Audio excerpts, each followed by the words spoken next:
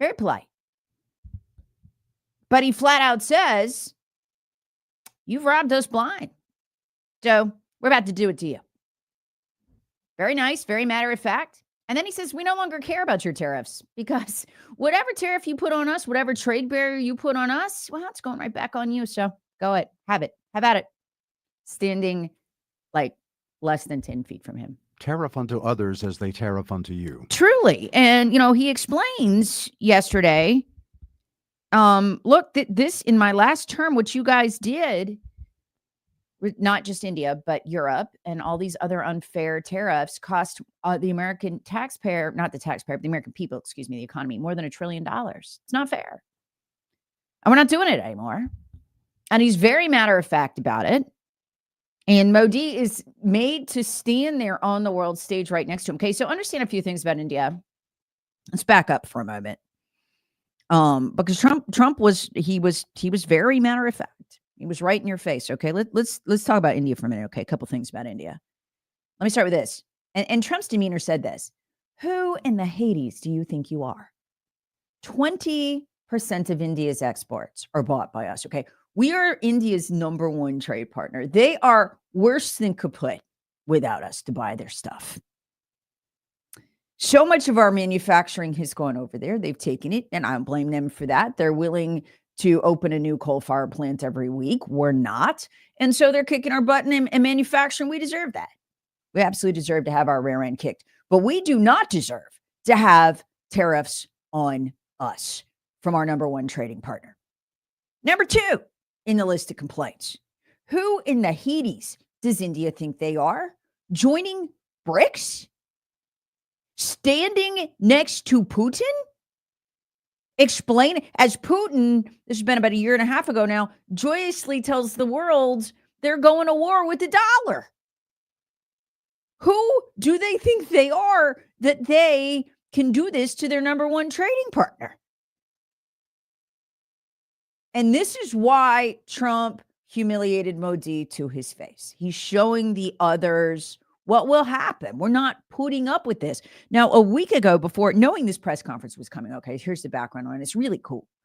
And India is going to buckle. They're going to fall to their knees. It's going to happen very quickly. Don't be surprised if they exit BRICS. Don't be surprised.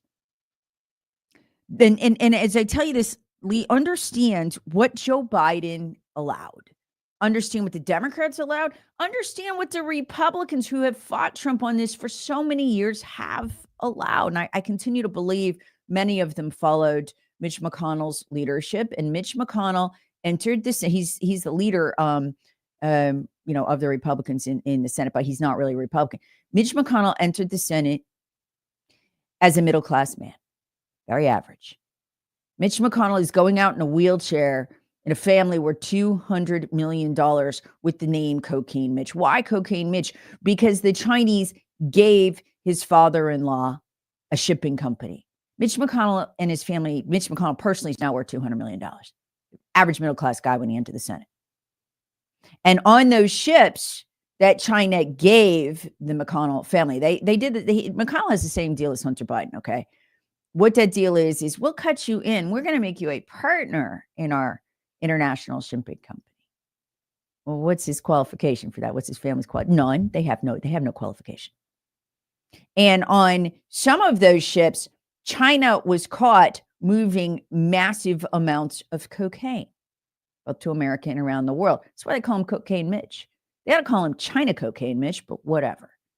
So Cocaine Mitch was perfectly fine with China and Russia leading BRICS, ripping us off, attacking our dollar, tariffing us. Cocaine Mitch don't care because he's getting rich. And if you're getting poor, Cocaine Mitch don't care. I can't wait to never see that man's face again. I feel about him like I do about Hunter Biden. It's just we never saw Mitch's laptop. We don't know what's on that. He's just as bad. He has hurt you and me in this country so badly. And Trump has righteous rage and vengeance. And look, India, they're nice people. They're just doing what the Democrats and Cocaine Mitch let them do. But that ended yesterday. And I'm sitting there watching on Twitter and I'm screaming like I'm watching a sporting event. He whooped Modi's rear end to his face. And that's after last week, Lee, Trump coming out and saying there will be no BRICS. There will be no more attempted destruction of the dollar and replacement of it with this stupid BRICS currency or 100% tariff automatic. But to make good and sure that Modi understands where their number one trading partner is on this particular situation, Trump delivered this in front of his face. And I love that he waited to publicly make this announcement. People knew it was coming, but to make it in front of Modi. He's showing Europe, he's showing China what is coming for them. Here we go. They've been very strong on tariffs, and I don't blame them necessarily. But I'm sorry, wait, he's talking about India. They've been very strong on tariffs. They've been very strong on tariffs, and I don't blame them necessarily, but it's a different way of doing business. It's very hard to sell into India because they have trade barriers, very strong tariffs. We're going to have the same. We're going to have whatever India charges, we're charging them. Whatever another country charges, we're charging them. So it's called reciprocal. We see a tremendous future for our country, but we felt that now it's finally time after 45 or 50 years of abuse. Yeah. Go ahead. Try to run that economy years, India, when we're your number one trading partner and we're responsible for what? 20% of it again? Good luck. I don't think he makes it to the end of next week. I bet those tariffs fall. Because as soon as Trump said that, every businessman and woman running a major enterprise in India was on the phone to Modi. Going, how have you allowed this to get this far? I got orders to fill for next week. So go ahead, Lee. I just had to get that off my chest. No, that is major economic views. That's obviously a major economic partner. He also mentioned that India is going to be buying billions of dollars worth of F-35 stealth fighters, which is interesting. India, to me, from a military standpoint, has always been very interesting because they always play with us and the Russians. I know. They've got a mixture of Russian and American, military equipment, which has been very interesting. And the good thing about India is that they don't like China. There's a little bad blood there. So that is a very good strategic move. And I'm glad to see that we're taking the upper hand.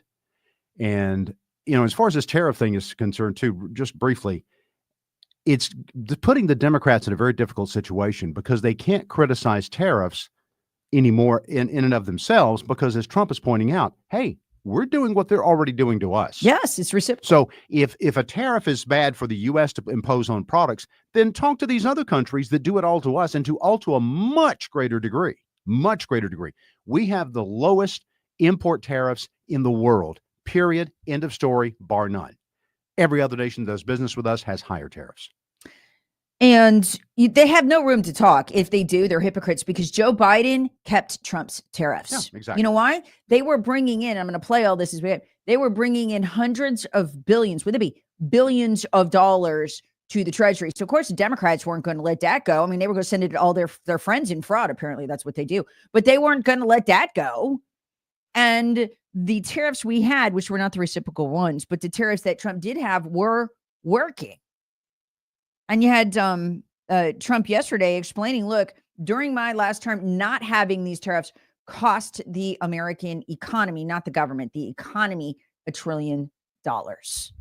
So look, India should be, and they are an ally of ours, absolutely, but they need to move away from Russia and China. They need to move away. They need to, this idea, well, we love our enemies under the Biden administration, and all of our friends can love our enemies too, and they can partner with them against our interests. That's over. You have to choose a side. And that's what he's saying to Modi yesterday. And you know how you brought up the sale of the planes? That's the carrot. Yeah. That's the carrot. You also saw a stick in that same that same yes. Right. And you heard Trump. He's not angry. No. I'm angry. I'll be angry. Trump can't. He carries too much weight in the world. He has to measure what he says. It was very diplomatic and presidential. Yes. But he also whipped his ass. Firm, yes. It was, and it's so nice to watch Trump lay the law down like that, using the full economic might of the United States of America. And as I've said so many times, Lee, and you've heard me over the years, I'm telling you, we would very, very rarely have to go to war or fire a shot if we just use our full economic might. We would. Nobody has to die. And nobody does. And as you pointed out, the stage on which this happened and the circumstances and context are very important because it is showing who has the upper hand, who has the power here. and it's Trump. And not again, Modi. the sad thing here is that India is really kicking our butt economically because they are willing to use coal and we are not. They are willing to use cheap energy in abundance. We could do it with natural gas too, and we are not. So Trump is leveling the playing field. We can get to jump on India if we will use the cheap energy like that we have. Like, say, from the 51st state of Canada, for instance. Yes. Yeah. Let's call up Governor Trudeau. Yeah. Did you see that? Trump called him Governor Trudeau. Oh, he keeps trolling him. It's so great. Yeah. Maybe they'll go for a cruise in the Gulf of America.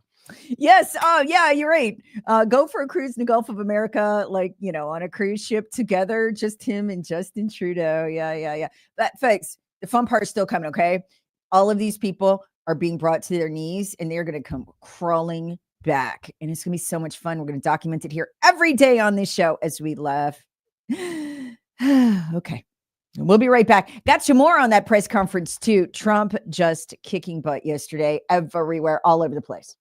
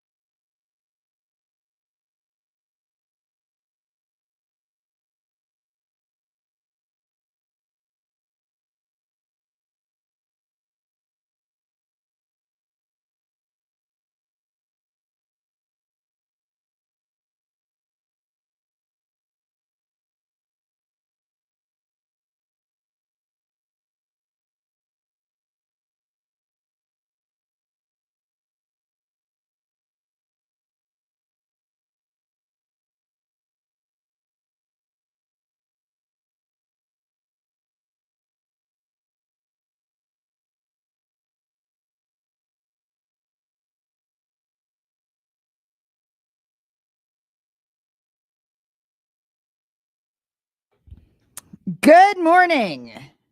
Well, folks, yesterday you watched the beginning of an entirely new economic era in America.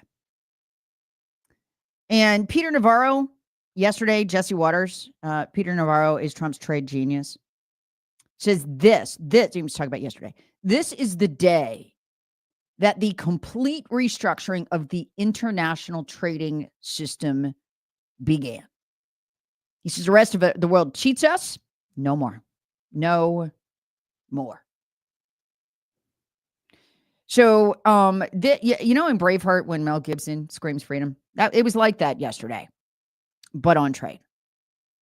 Let me explain to you kind of quickly how we got here, okay? You got to go back to Daddy Bush's speech about the New World Order. In the New World Order, borderlessness, lack of sovereignty is almost a universal religious. It really is. It takes on religious fervor with these lunatics. And so you had Karl Rove, and he was going around for many years working for the Bush cabal. Okay, never forget who Daddy Bush is. You see what USA did to this country? Who's USA? Yeah, it's the funding hand of the CIA. Who was Daddy Bush? Head of the CIA. You understand the Republican Party was run up until 2024 fully or partially by the CIA via Daddy Bush. Even when Daddy Bush died, the Bush boys, who were not as smart as Daddy Bush, thank God, lost control of it. But they were still running it through the donors to some degree. They were heavily compromised by China. When you go back to NAFTA, everybody associates that with Clinton. They should, because Daddy Bush thankfully lost after his first term. We couldn't take that level of destruction anymore. But Clinton picked up Daddy Bush's agenda, and that was NAFTA. Daddy Bush authored NAFTA. And the idea was to export American business, American manufacturing, because it didn't matter where the borders were. We were one world now.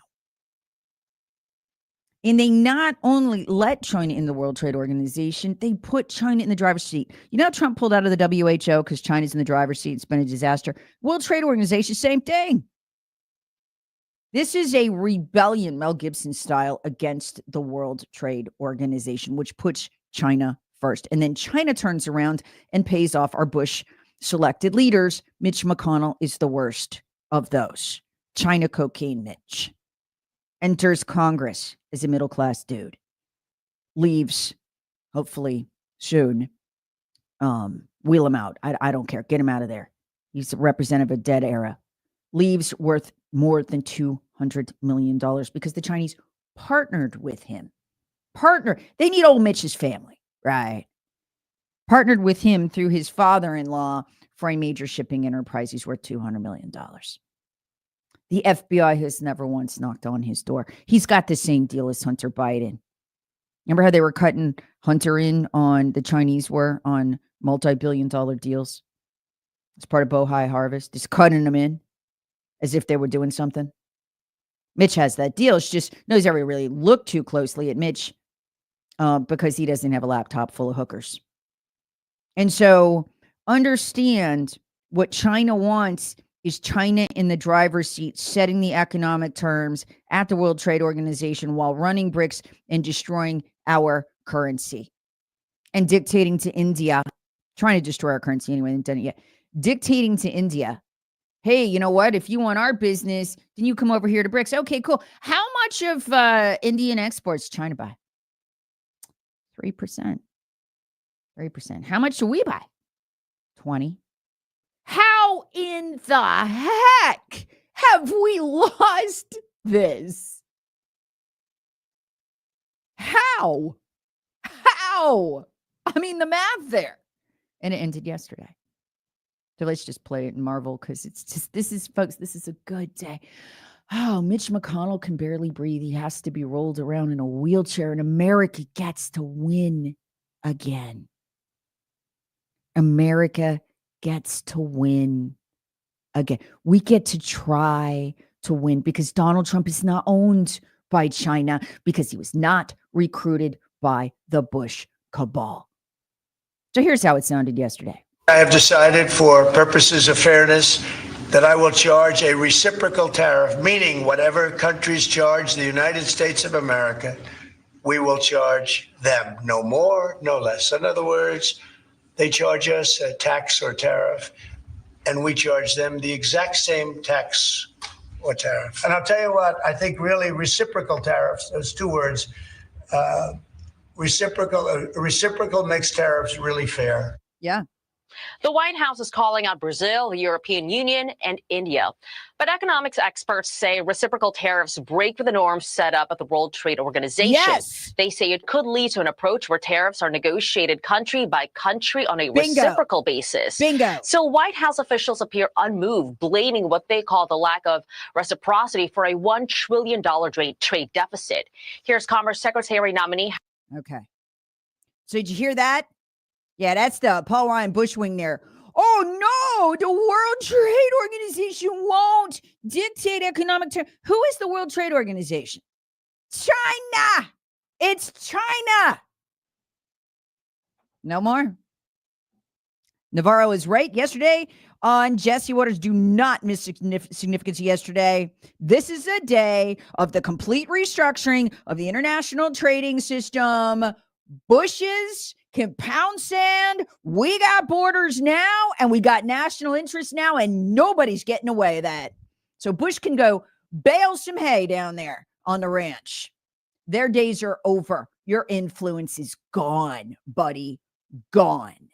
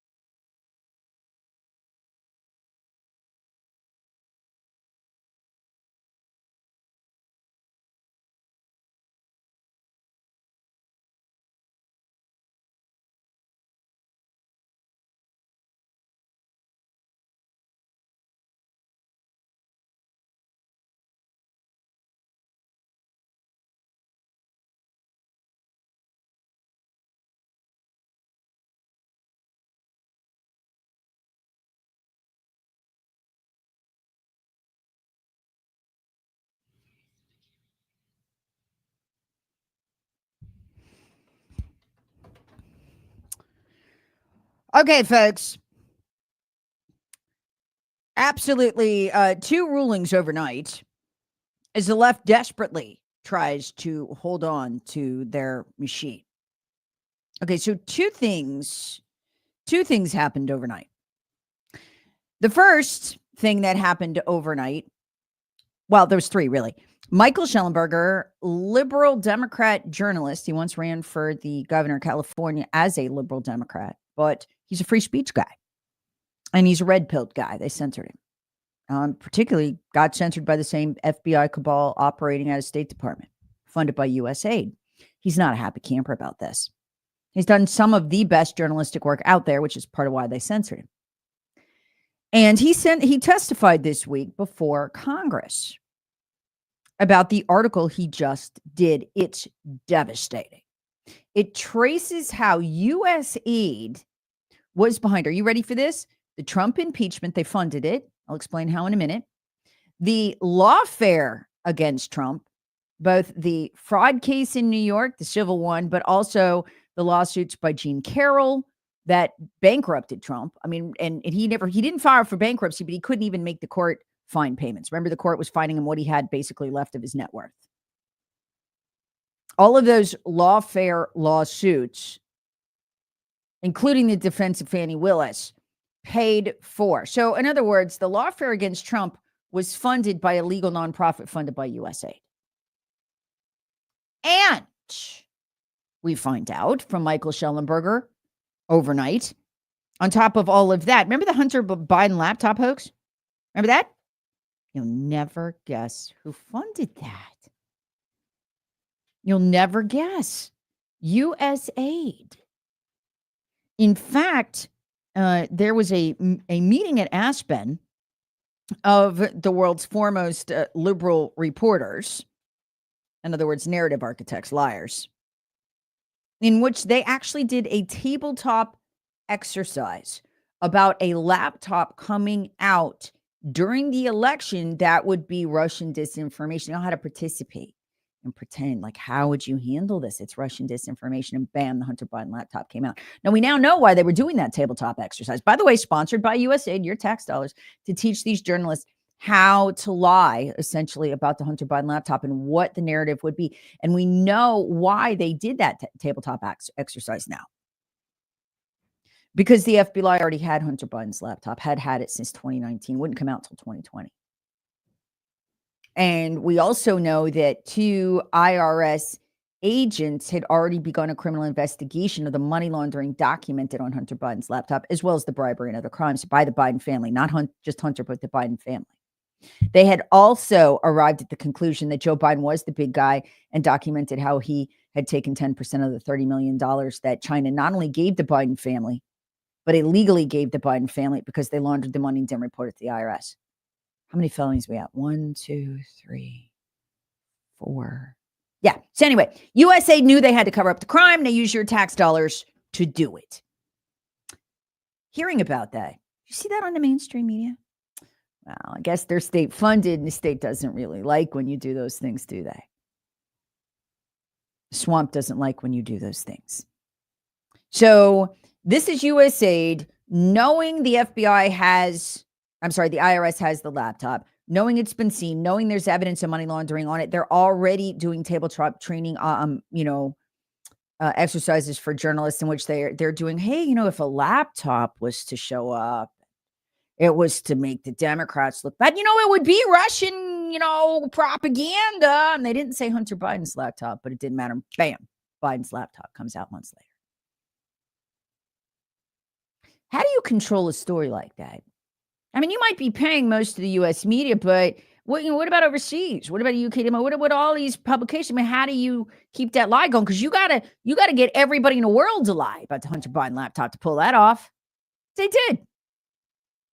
Schellenberger documented how USAID and folks, think how big the lie had to get here. How much of your money it had to take for the lie.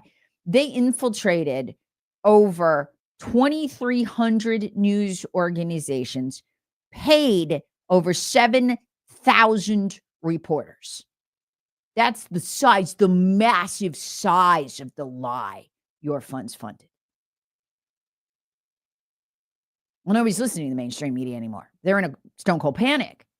So overnight, 2 devastating judges' rulings. We hope they will quickly be overturned. Number 1, Trump cannot fire these USAID employees. Well, I mean, they got coups to run against the American people. They got Americans to censor. I mean, they run the censorship programs on one hand. And folks, this is why you watched Elon Musk and Donald Trump shut down USAID too, first. Because USAID demonetized Trump by funding the lawfare against him, but they also demonetized Elon Musk by funding the Global Engagement Center, which basically was just a State Department front that went around threatening these big companies and big advertising agencies. Hey, nice company you got there. Be a real shame if you advertised on X or Breitbart or, YouTube next to X or Breitbart. Yeah, because, you might end up with an SEC investigation. I'd hate that for you. Yeah. These big companies know when USAID comes knocking at their door. Excuse me. Want to talk about misinformation by Breitbart and Elon Musk? Excuse me. They know they're from the U.S. government. They know bad things will happen to them. Without this system, the Democrat Party cannot exist. Their lives have to be protected at that level. And that's part of the reason why they're in a stone cold panic, plus some of them going to prison.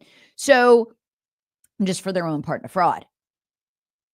Unfortunately, overnight, a judge, by the way, citing no legal basis, paused the process of placing most of the U.S. AID agencies' treasonous employees on leave. Now, you know what's crazy about this? This is U.S. District Judge Carl Nichols. You know what his legal reasoning was? This is another one of these 2-3 page rulings. Normally, a ruling like this by a judge go hundreds of pages because he doesn't want it overturned on appeal. You know what his reasoning was?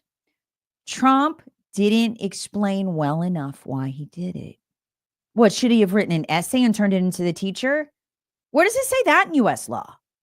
The other devastating ruling, Trump's not allowed to pause foreign aid, including the grants that USAID makes. Okay. When Kennedy created USAID in 1961 by executive order, it was so that USAID could be given a block grant for the president and the CIA and the State Department to decide how to dole out.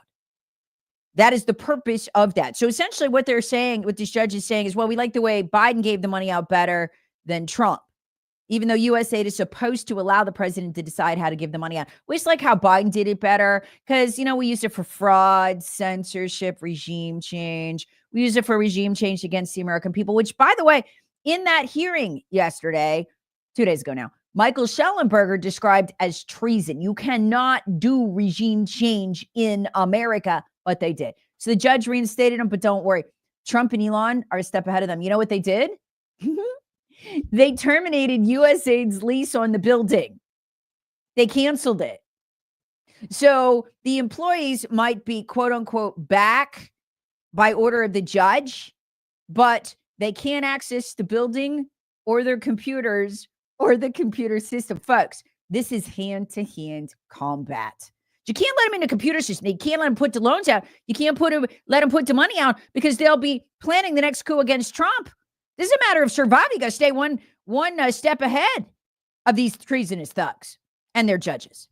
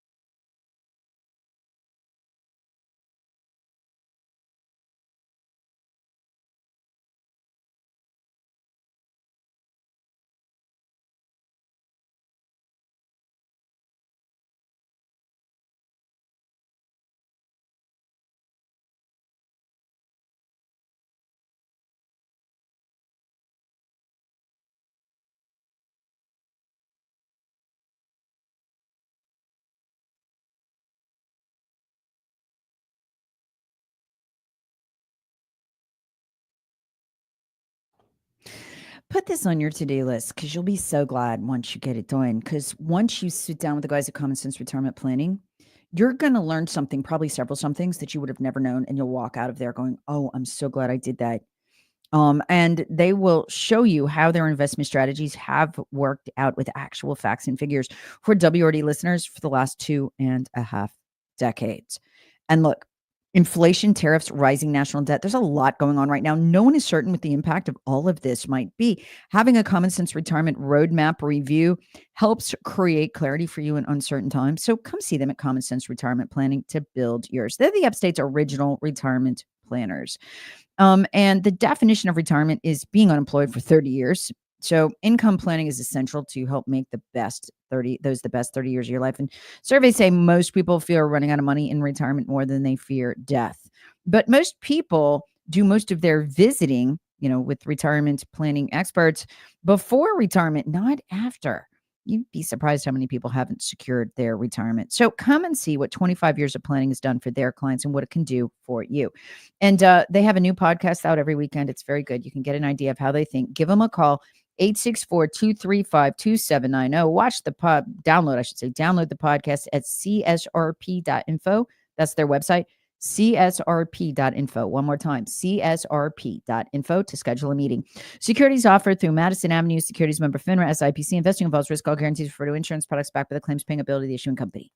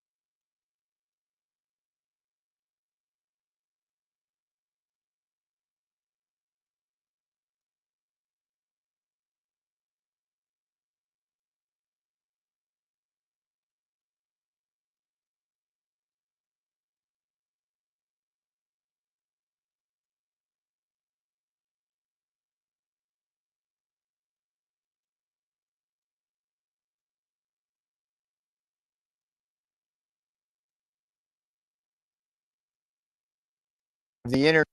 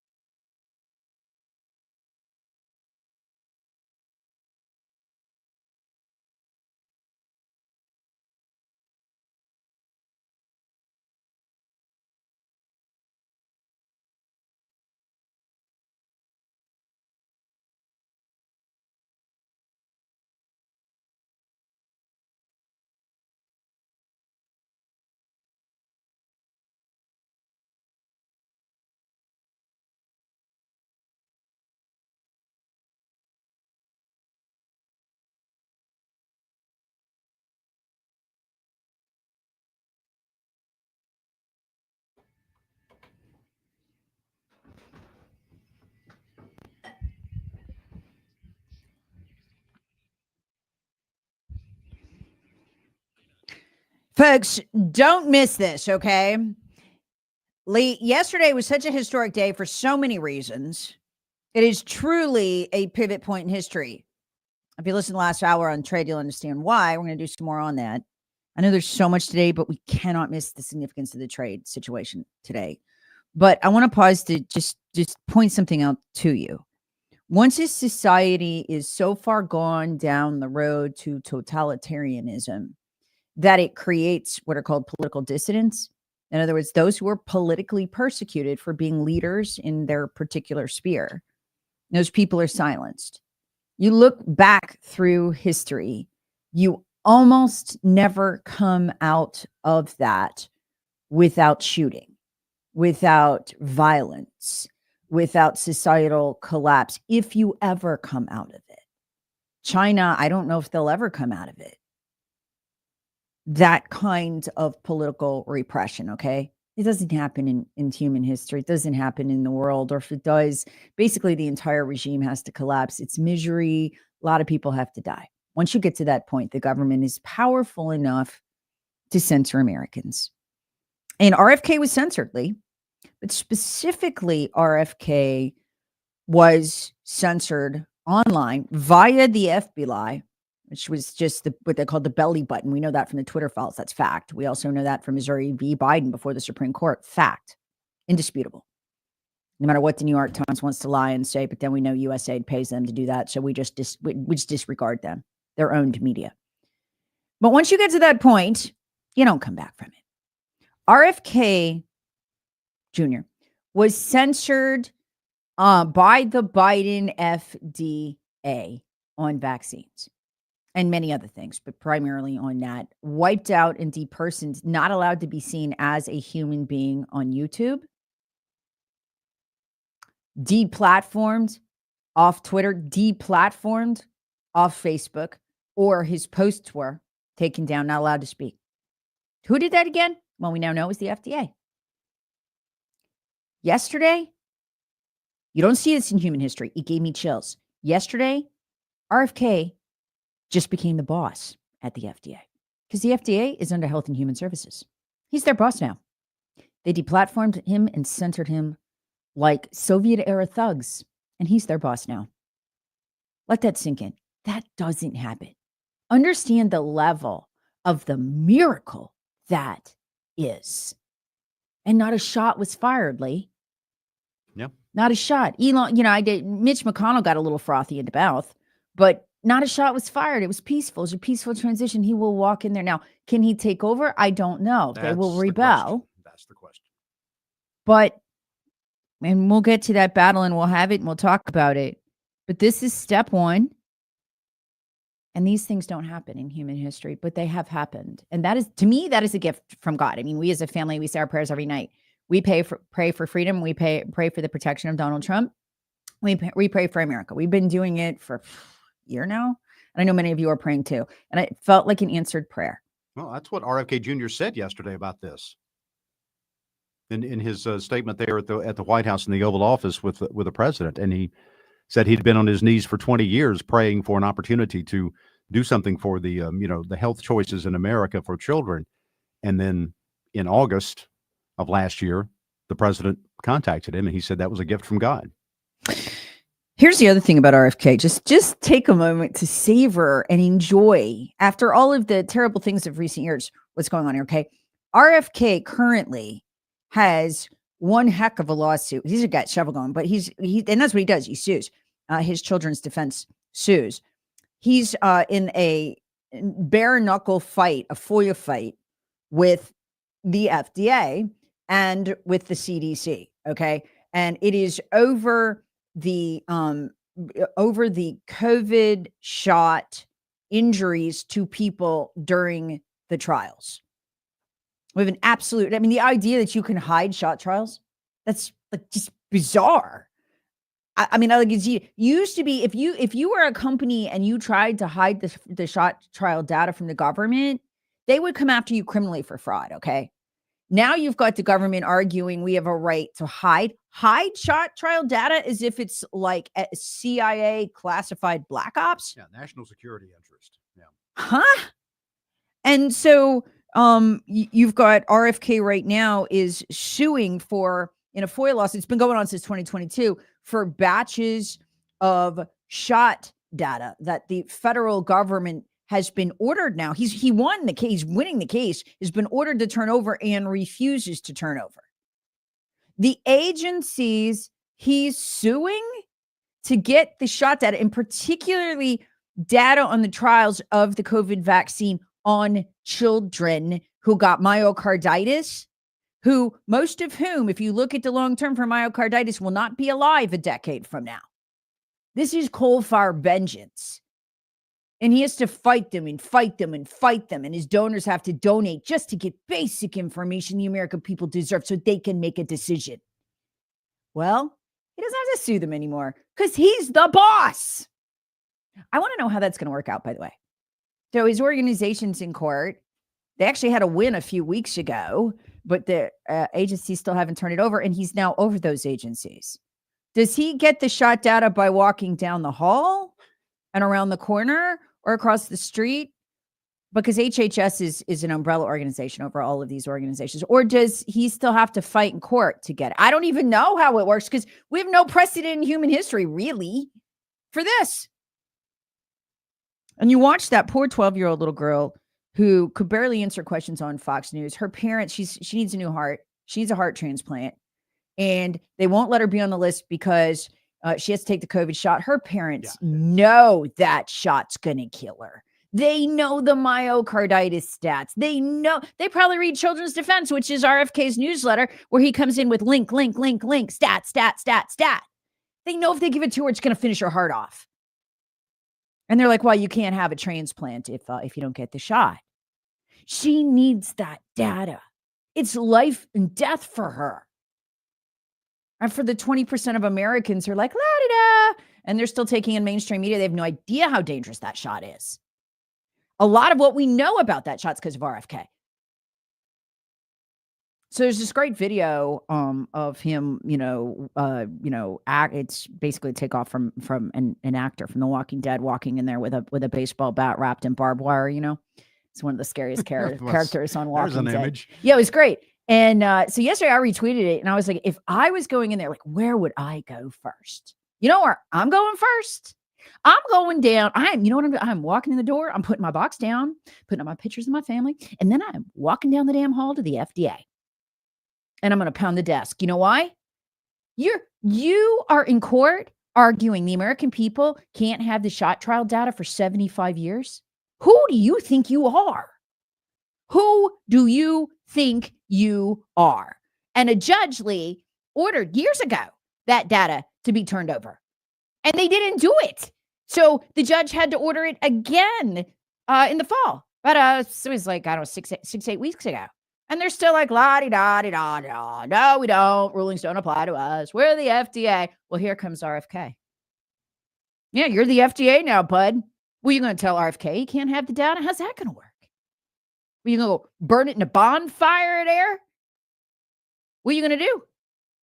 And I don't know. And it's going to be more hand-to-hand combat. Don't kid yourself. He's the boss now. And he was the guy fighting for you to have the most basic information about your health.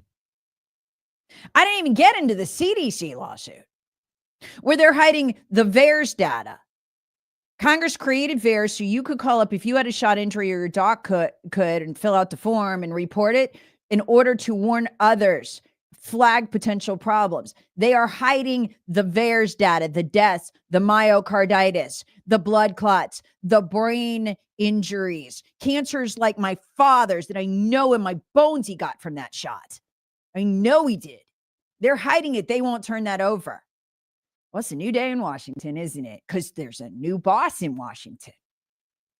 This doesn't happen in human history, folks. It just doesn't. Savor it. Savor. We're not going to win every fight. But this just doesn't happen. And it's good. It's really good. Justice is coming.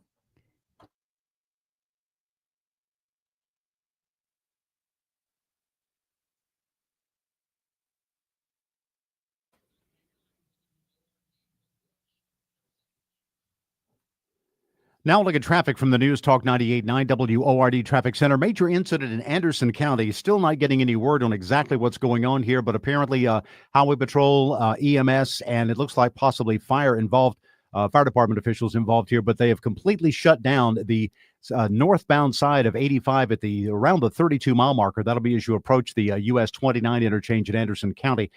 Things backed up about 4 or 5 miles right now on the northbound side of 85 in Anderson County. Now the Carolina's most trusted forecast from the News Talk 98.9 WORD Weather Center.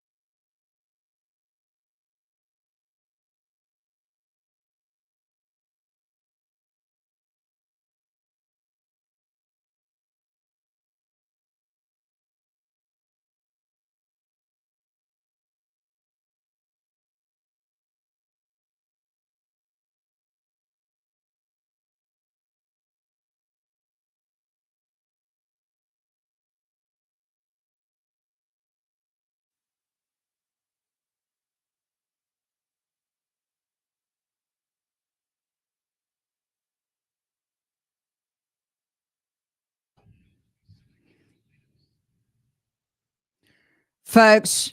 I don't know who these people think they are, but the voter drive, they were running to replace me and you. And yes, they were. I've played you the Biden audio many, many times where it describes that the wave will be unrelenting and it will be nonstop.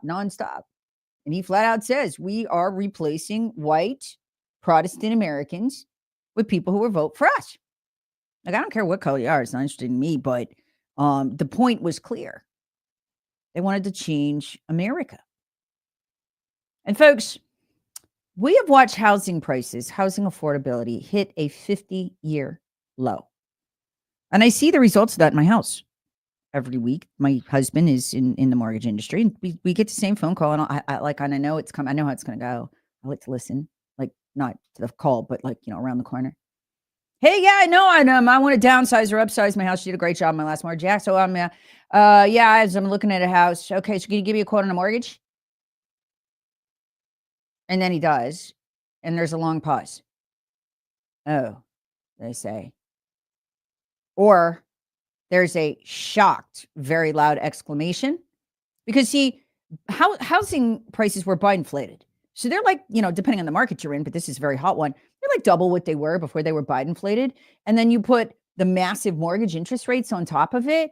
And one of the responses that I always hear is, or that, people will say is, oh my gosh, I couldn't afford to buy my own house that I'm in. Yeah, I know, you couldn't afford that.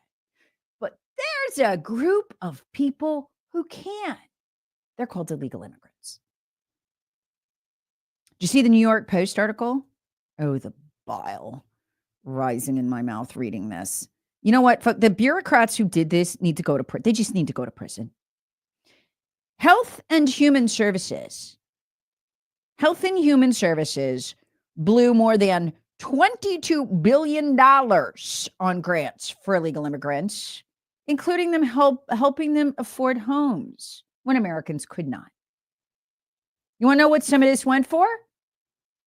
Dollar for dollar matching savings plans for cars, homes, college, business startups.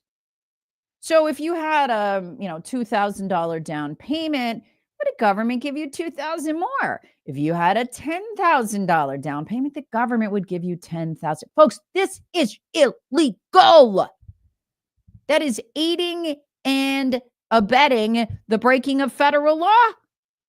Dollar for dollar matching savings plans for cars, homes, college, business startups. By the way, I got a text. It's been like a year and a half ago, 2 years now.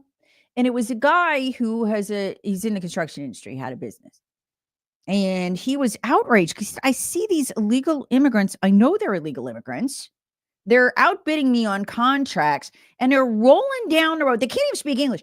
They're rolling down there. They barely can.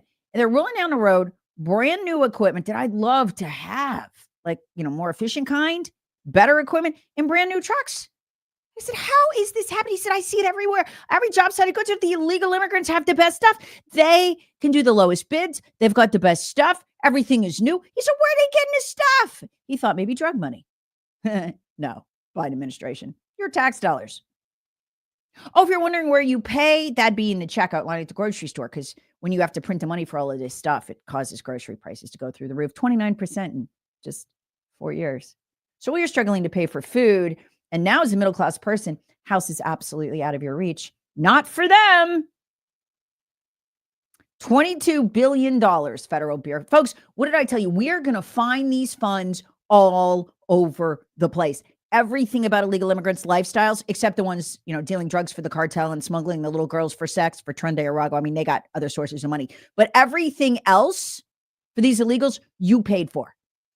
And the evidence is this: Center for Immigration Studies, a majority of illegal immigrant adults in America are not working. It was like 51, 52%. The rest were. There were jobs for them. And I bet you they're not even paying taxes on half of this. You are. They have enslaved you to your replacements. They want them to be the replacements. They don't have to vote yet. $15,000 business startup loans. That's another part of this $22 billion for illegals. Folks, Health and Human Services, that's not even their mission. It's not even their mission to get cars and business startups and equipment for illegals so they can beat people like the guy who texted me. Oh, here's what else the 22 billion paid for. Free emergency housing support. So if you weren't ready to buy the house, they would help you with your rent. Would you like a little help with your rent? Sucka, you're an American. Screw you. Free Medicaid, free healthcare. That'd be nice. Golly, I swear medical bills crush us now. I mean, we have insurance, but it doesn't cover anything. Free legal help. Would you like some of that? Yeah, well, you're not an illegal immigrant. Stuff it. Listen to this, folks. How's your credit come through all this? Not so good? Yeah. Well, if you're an illegal immigrant, you can get $1,500 for, get this, credit repair. Credit repair. You know what that is? Can I explain? That's where they pay off your credit card bills for you because you're illegal. And you'll probably vote Democrat someday. And that's all that matters. So we can have a one-party totalitarian regime. Anyway, we just found it. That's the good news. I don't want to make you mad this morning. We found it.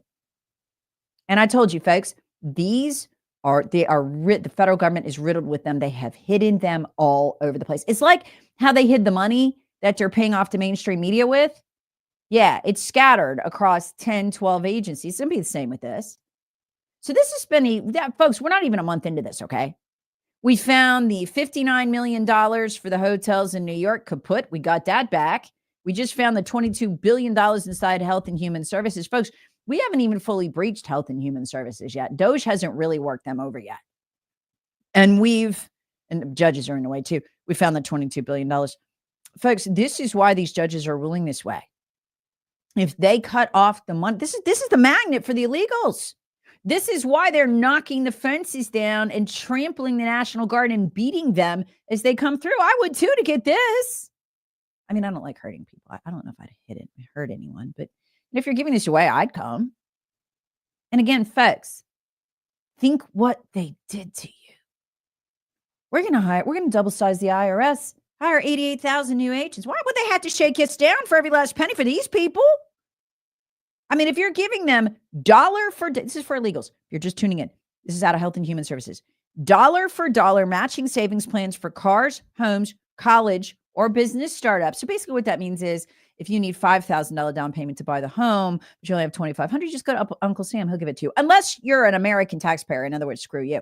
$15,000 separate, $15,000 business startup loan. So you get yourself both those. You a business. That's why you're rolling down the road. All the illegals, watch them. New car, new equipment. It looks brand new because you bought it. $1,500 for credit repair. Free emergency housing support. That's where they pay your rent. Free Medicaid and healthcare. Free legal help. Free. While the American people struggle to make it and make ends meet. By the way, we just had the study, 95% of people's incomes now going for basics. There's almost no extras allowed, just basics like food, electricity, mortgage. And then that same study found that Americans on average, over 50% of us, couldn't afford to pay at least one power bill in the last year because it was getting siphoned to them. And even if you don't pay taxes, it doesn't matter. Because they got you through the inflation. They got you at the grocery checkout line. But we've got this. And the American people are about to get a snootful of who the Democrats really are. I want to rub their noses in it.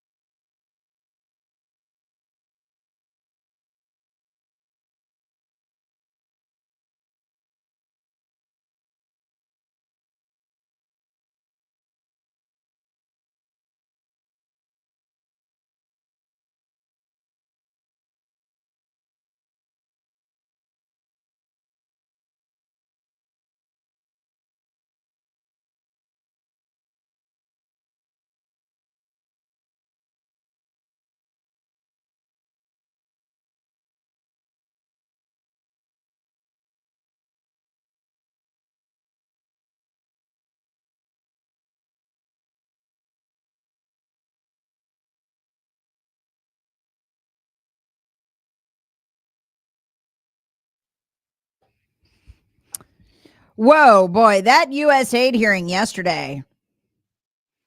Hope the American people get a good long look at that. Wow. Remember, you pay when you check out at the grocery store.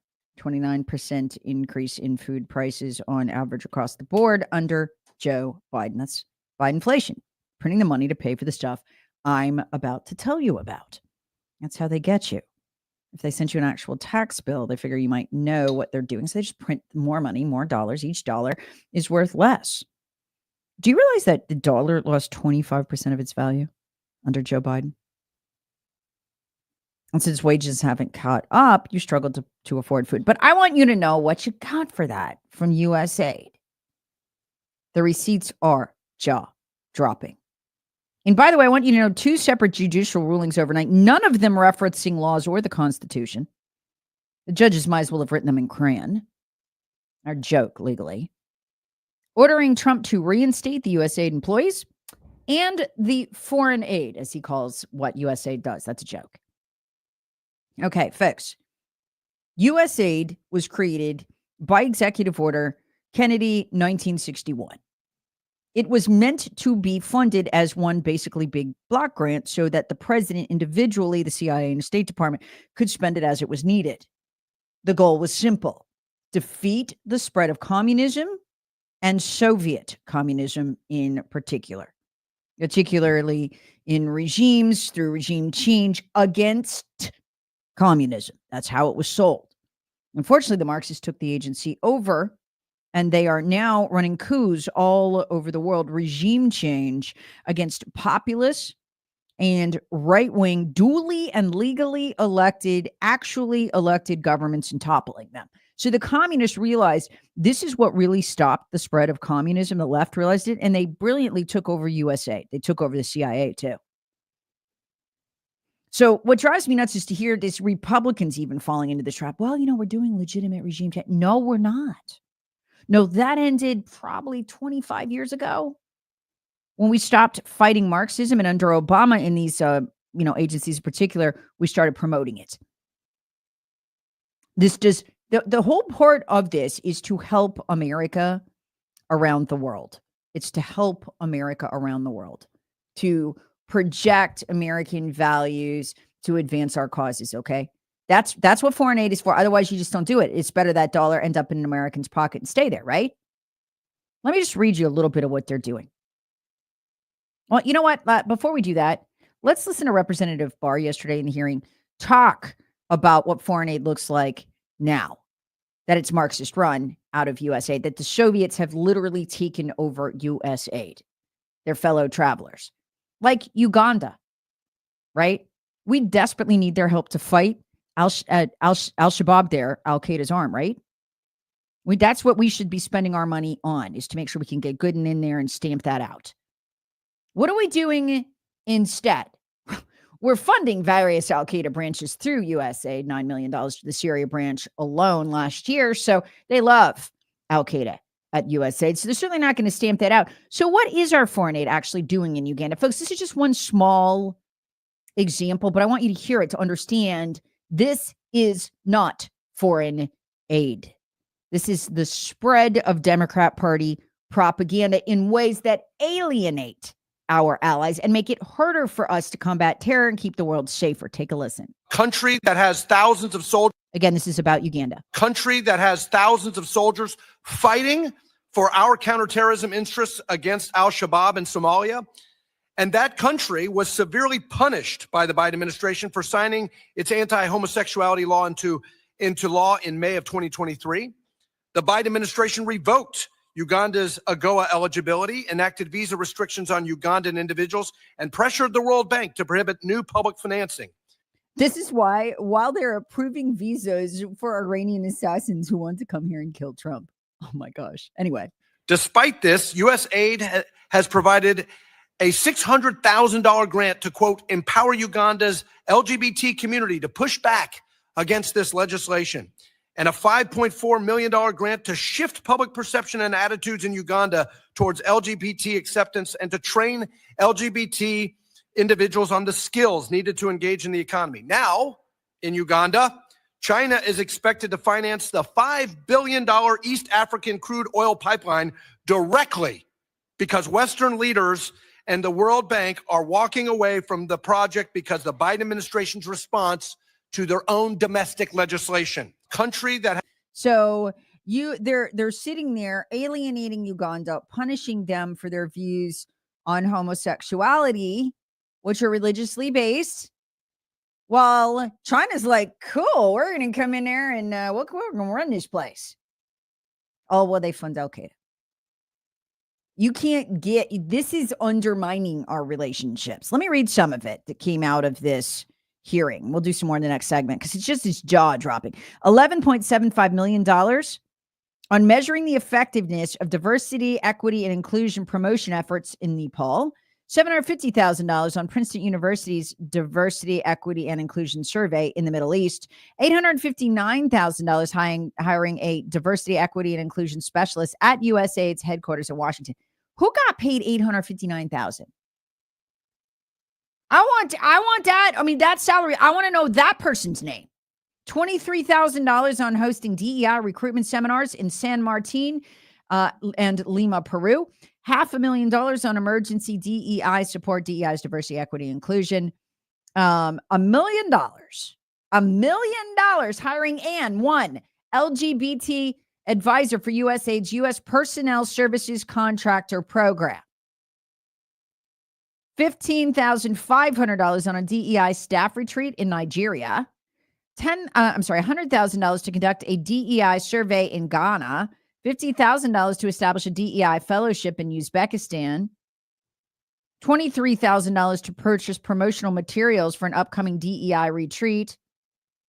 $30,000 for a DEI facilitated conversation in Senegal. Folks, they're going into these places with propaganda and they don't care if it alienates the local population. $5.5 million to improve the lives of all LGBTQ individuals in Uganda. This one I love.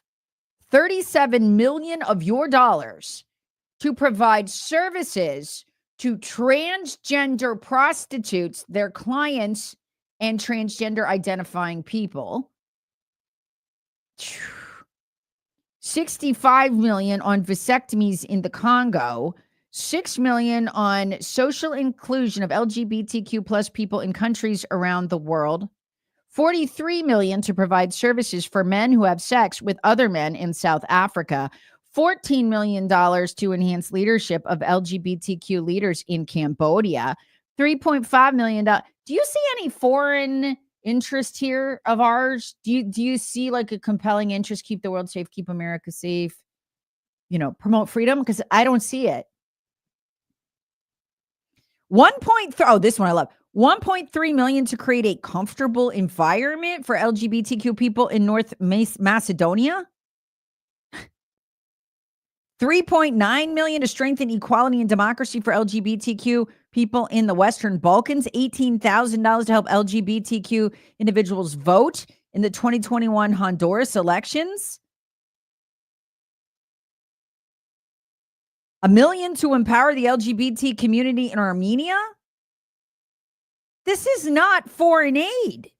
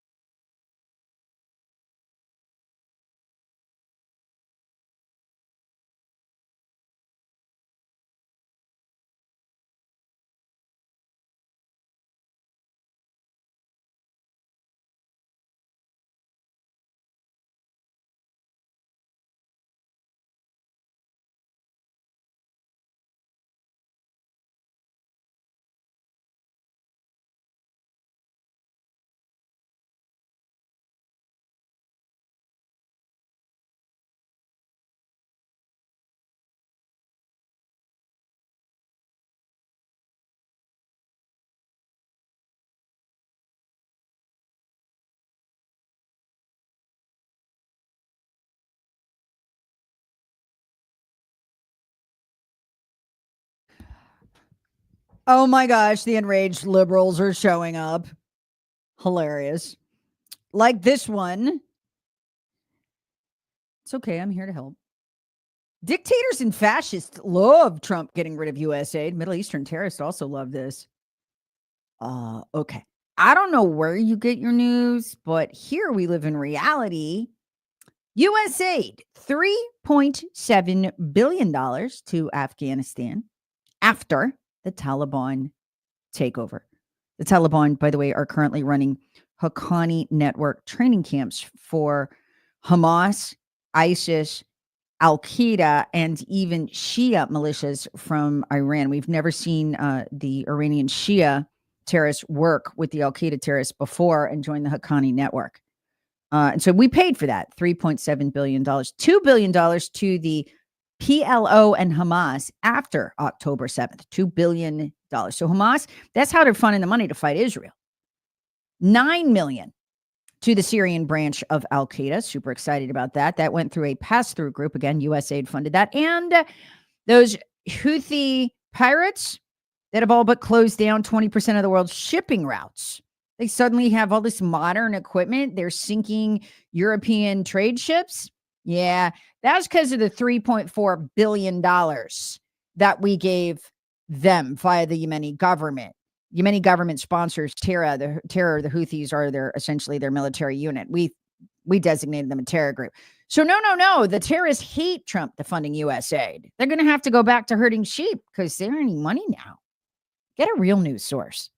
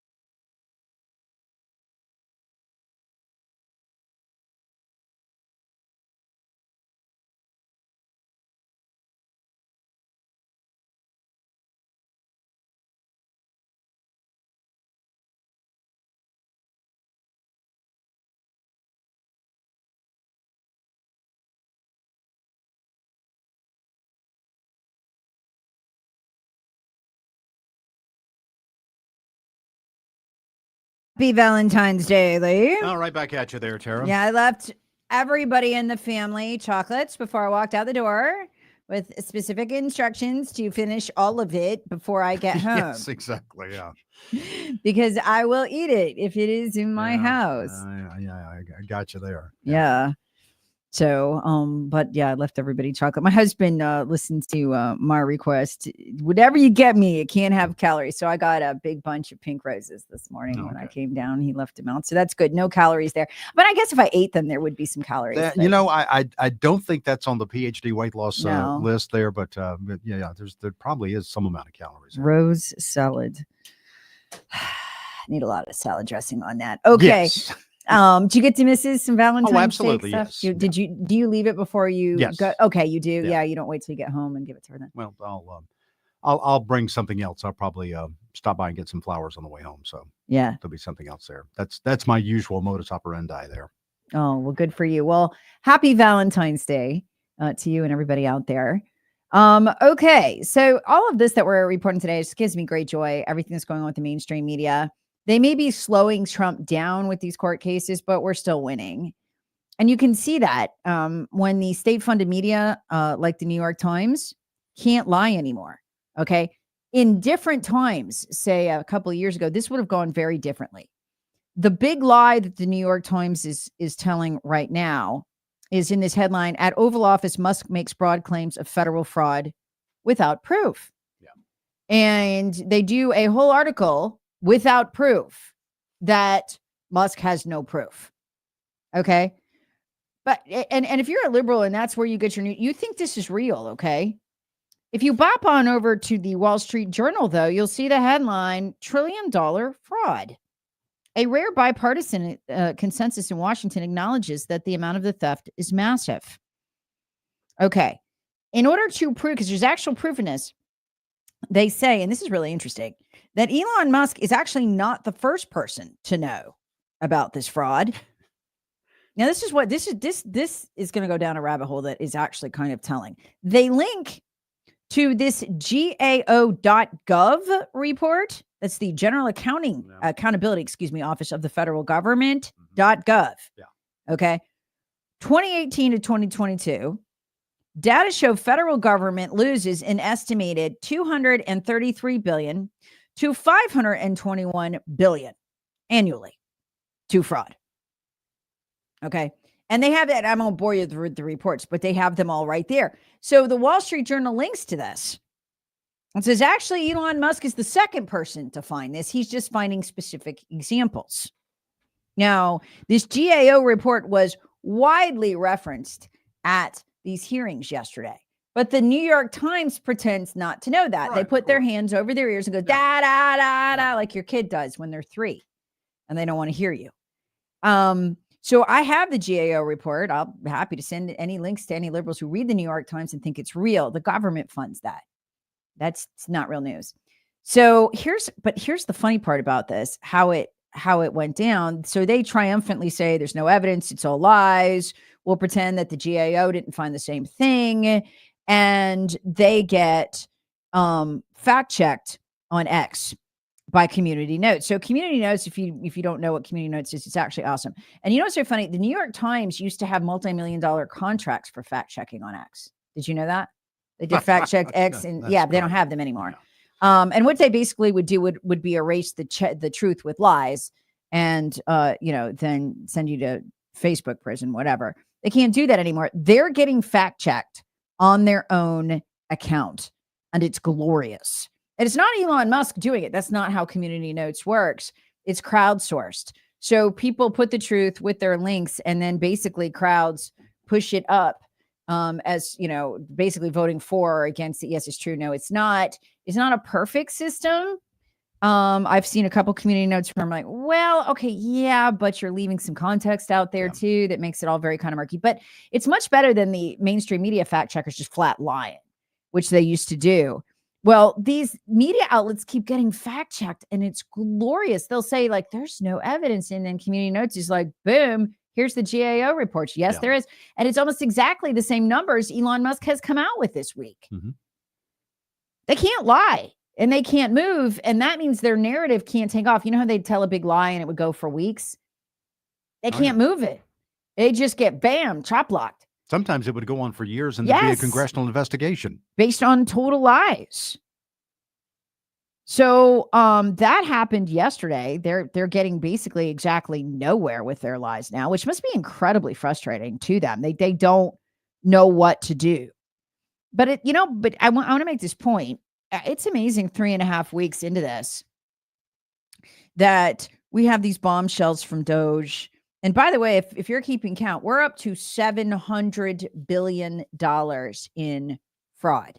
Not just, that doesn't even count the questionable expenditures, like giving Al-Qaeda in Syria $9 million or giving Hamas, a designated terror group of the United States of America, $2 billion since October 7th. Okay, we're not even talking about that. That's not even counted as fraud. That's just an outrage. It's probably illegal, but it's not fraud, right?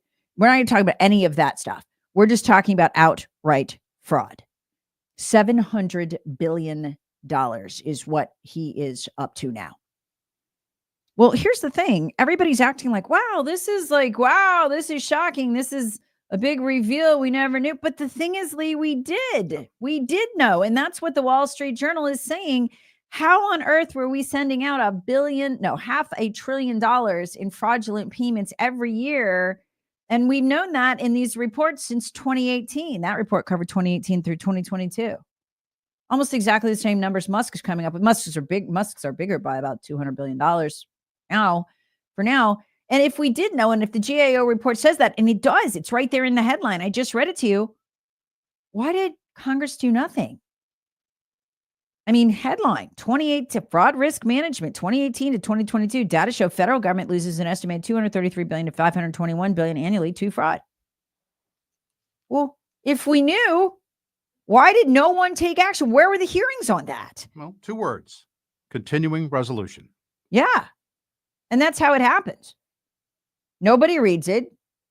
And when you look at just the grinding stupidity of it, okay, not included in that estimate. Here's the crazy part.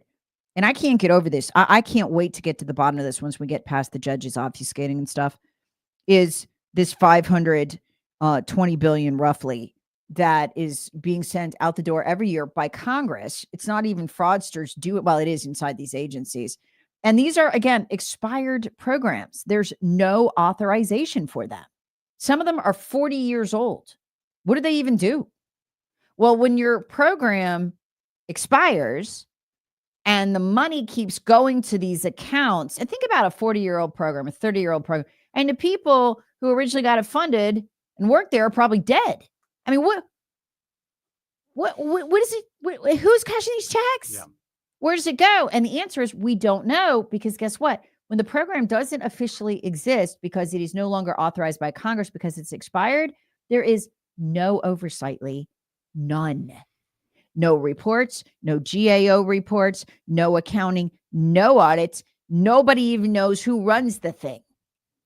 It goes to accounts. It gets transferred out. Where's it going? Who has control of it? That's $500 billion. Mm-hmm. That's not fraud. That's congressionally authorized. Now think about this. We've doubled our deficit in 5 years, okay? Think about it. Federal spending has increased by 75% since 2019. Let that sink in. I did a podcast on that the other day. That's why we're broke. That's why you can't afford groceries all of a sudden. So inflation, we're printing it, okay? So we went from a $1 trillion a year deficit, which we borrowed or printed, to a $2 trillion a year deficit. We basically doubled it. Well, shoot, that means like half of that is fraud and unauthorized programs that have expired. No oversight. Money goes into a black hole. We still don't know where it goes. We know the accounts. We can see the transfers. That's half the deficit. Half. And we're not even counting $3.4 billion for the Taliban, $2 billion for Hamas, $9 million for Al-Qaeda, all of that USAID fraud it's not fraud. It's not, nobody's stealing it, but if you're sending it to terror groups and LGBTQ groups, it's waste. I didn't even count any of that. Look at this over here. Health and Human Services, okay? Their jobs, pretty obvious. Health and Human Services, Did you see this? $22 billion for illegal immigrants? Yes. Do you know what they were paying for? Oh, this is incredible. Dollar for dollar matching savings plans for cars, homes, colleges, and business startups for illegals. So if you had a down payment for houses, $10,000, you had $5,000, government gave you the other $5,000. Here, have it cash. In addition to that, $15,000 in business startup loans. They're $15,000 loans on average a piece. $1,500 cash for credit repair. Wouldn't that be nice? Yeah. Yeah, you can't get it unless you're an illegal immigrant. Free emergency housing support. That's where, okay, you're not ready to buy a house yet. We'll pay your rent. You can apply for that. I can't afford my rent. I'm an illegal immigrant. Free Medicaid, free healthcare, free legal help. The only thing not in there is food. Well, I'm sure there's another program that's got that taken care of. Yeah, no, look, I've been saying this. These programs to prop up these illegals are stashed all throughout the federal government. The good news is we found it. So you talk about stuff like that. That's not fraud. It is illegal because you're aiding and abetting someone and breaking the law, but it's not necessarily fraud because nobody stole it, right? Well, shoot, once we start cutting that stuff, do we even need to have a deficit? Should we even have added to the national debt? Do we not have enough money the whole time to pay these bills? I think we did. Do we need to have 20% inflation, 29% in food inflation over the last 9 years? I don't think we did. I don't think we needed it. We're broke, not broke, is the funny part that we're learning.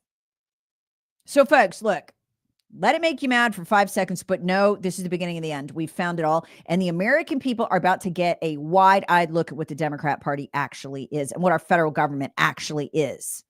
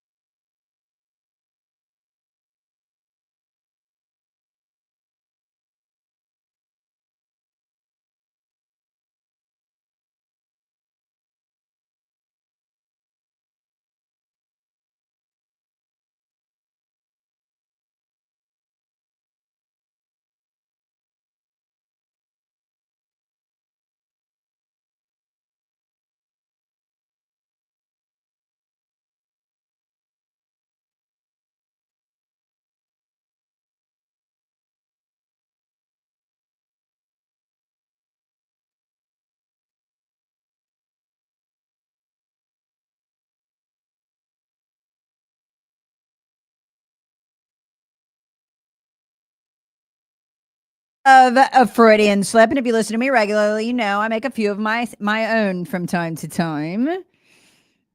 But there's something to that, and these were epic.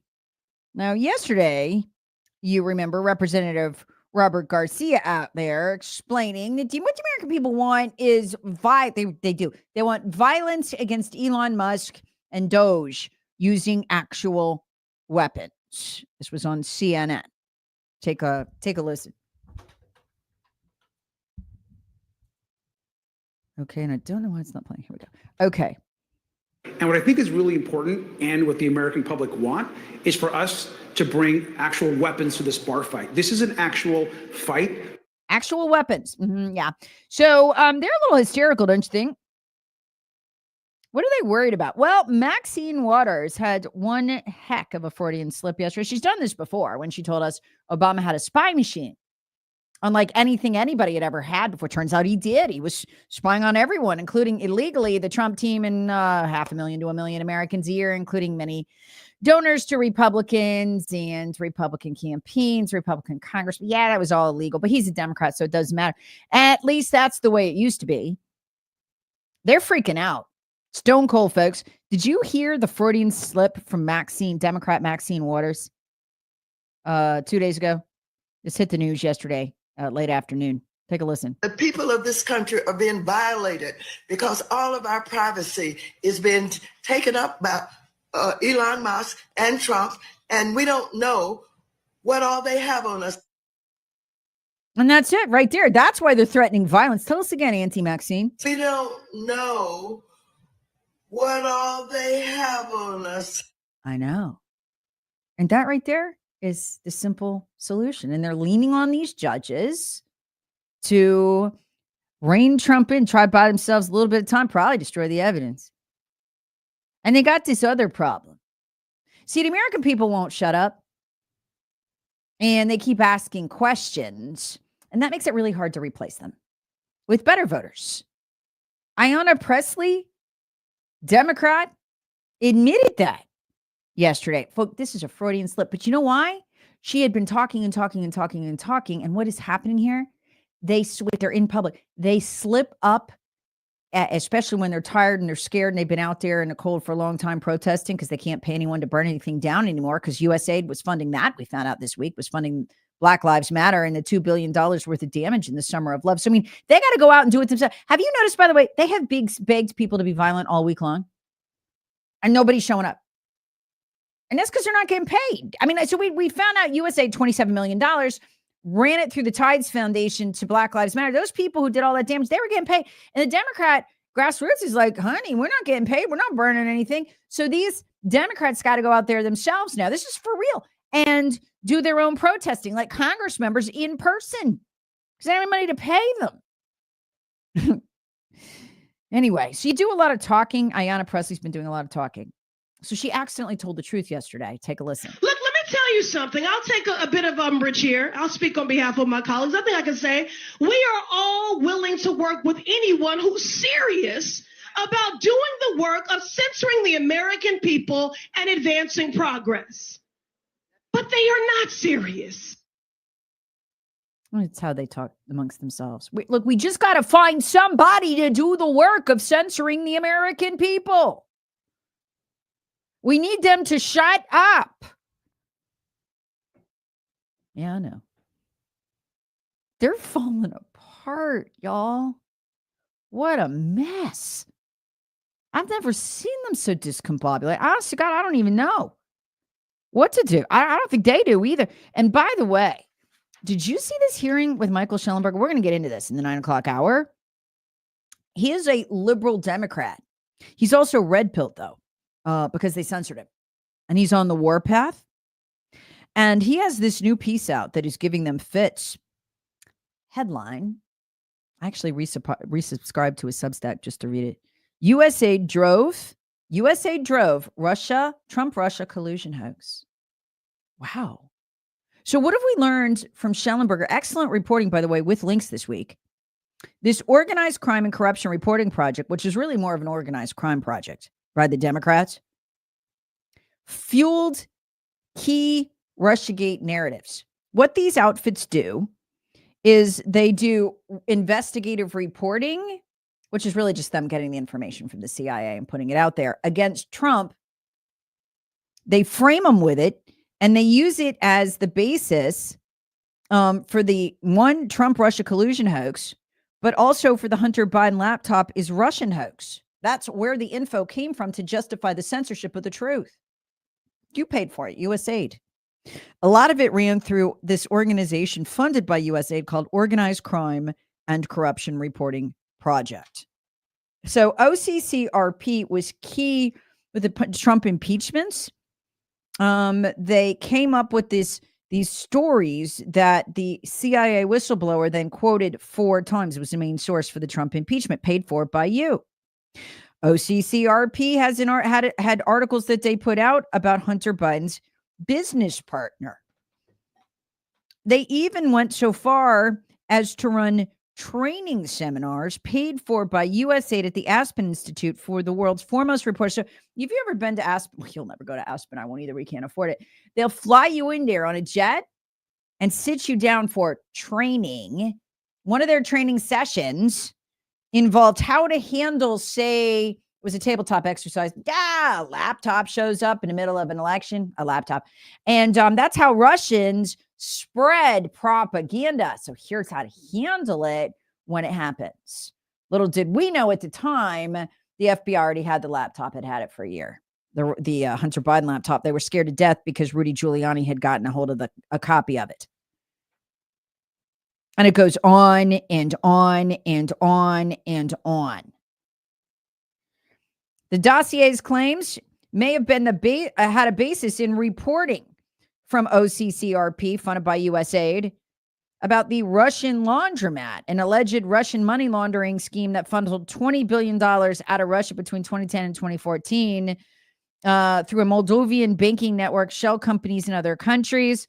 And it formed the basis of the idea that Alpha Bank, totally debunked in court, by the way, that Alpha Bank was the way Putin was giving Trump his instructions, and that Trump was owned by Russia because Russia had compromise on him. All of it came out of USAID, the whole lot, all those lies.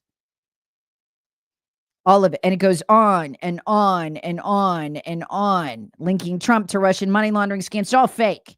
Government paid for it. No, sorry. You did through USAID.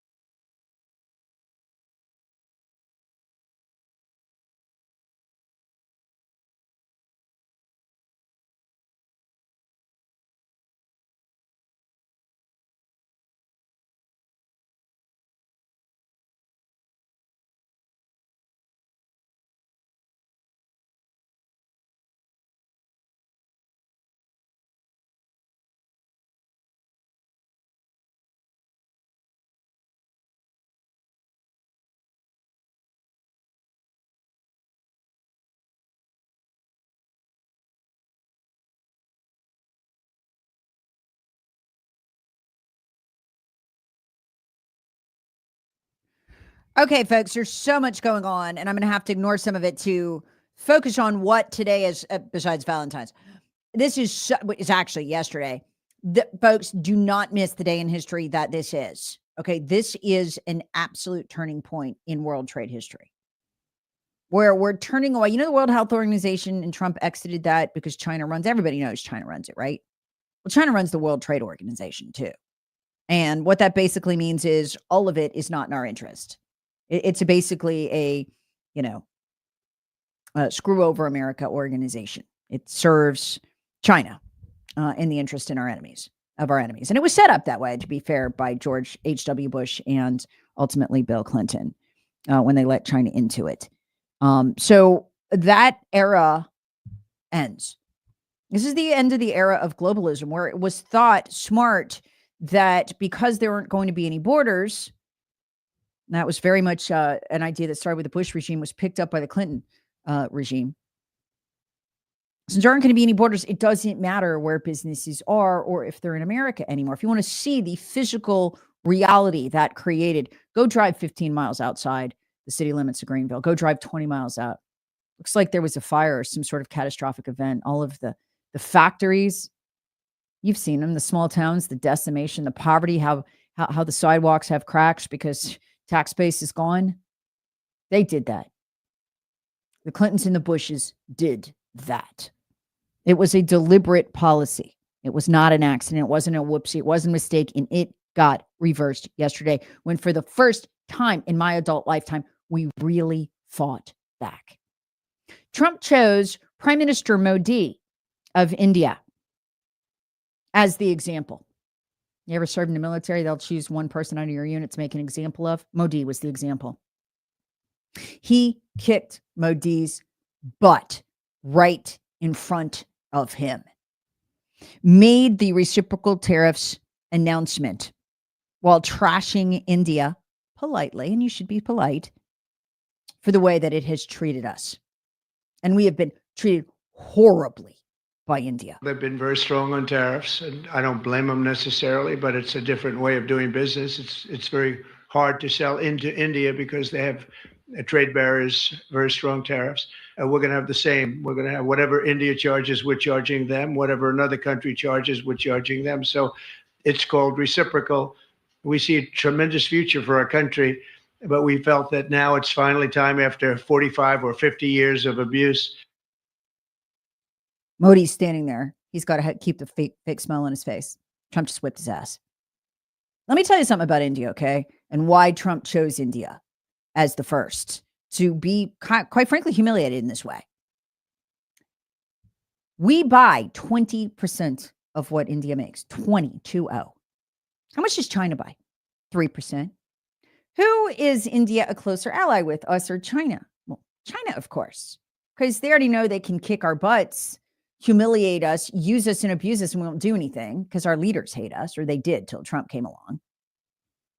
So they glom onto China, figuring they'll get the double tap out of it. They already got us. They can abuse us as much as they want. They'll go get the Chinese business. Again, how much of their exports does China buy?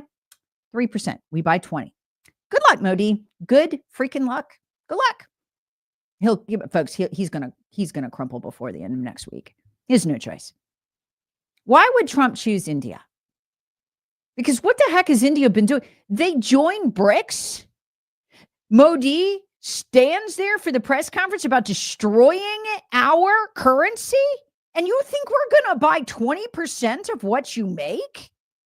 Are you out of your ever-loving mind? And then you're going to tariff it?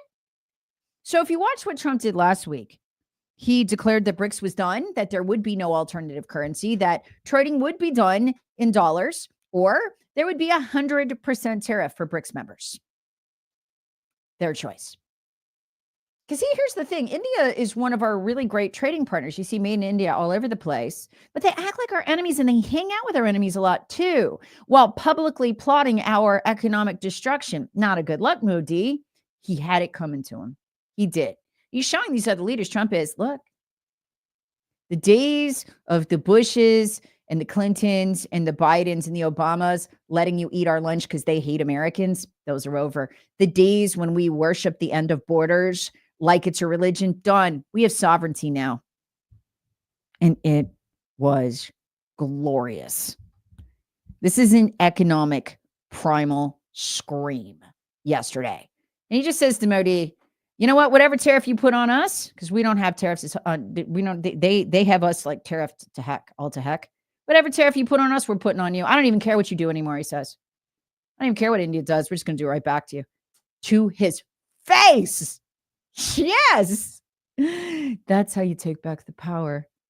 Anyway, sit back and enjoy. It was fantastic. I have decided, for purposes of fairness, that I will charge a reciprocal tariff, meaning whatever countries charge the United States of America, we will charge them. No more, Common no less. sense. In other words, they charge us a tax or tariff, and we charge them the exact same tax or tariff. And I'll tell you what, I think really reciprocal tariffs, those two words, reciprocal makes tariffs really fair. The White House is calling out Brazil, the European Union, and India. But economics experts say reciprocal tariffs break with the. Yeah, shut up.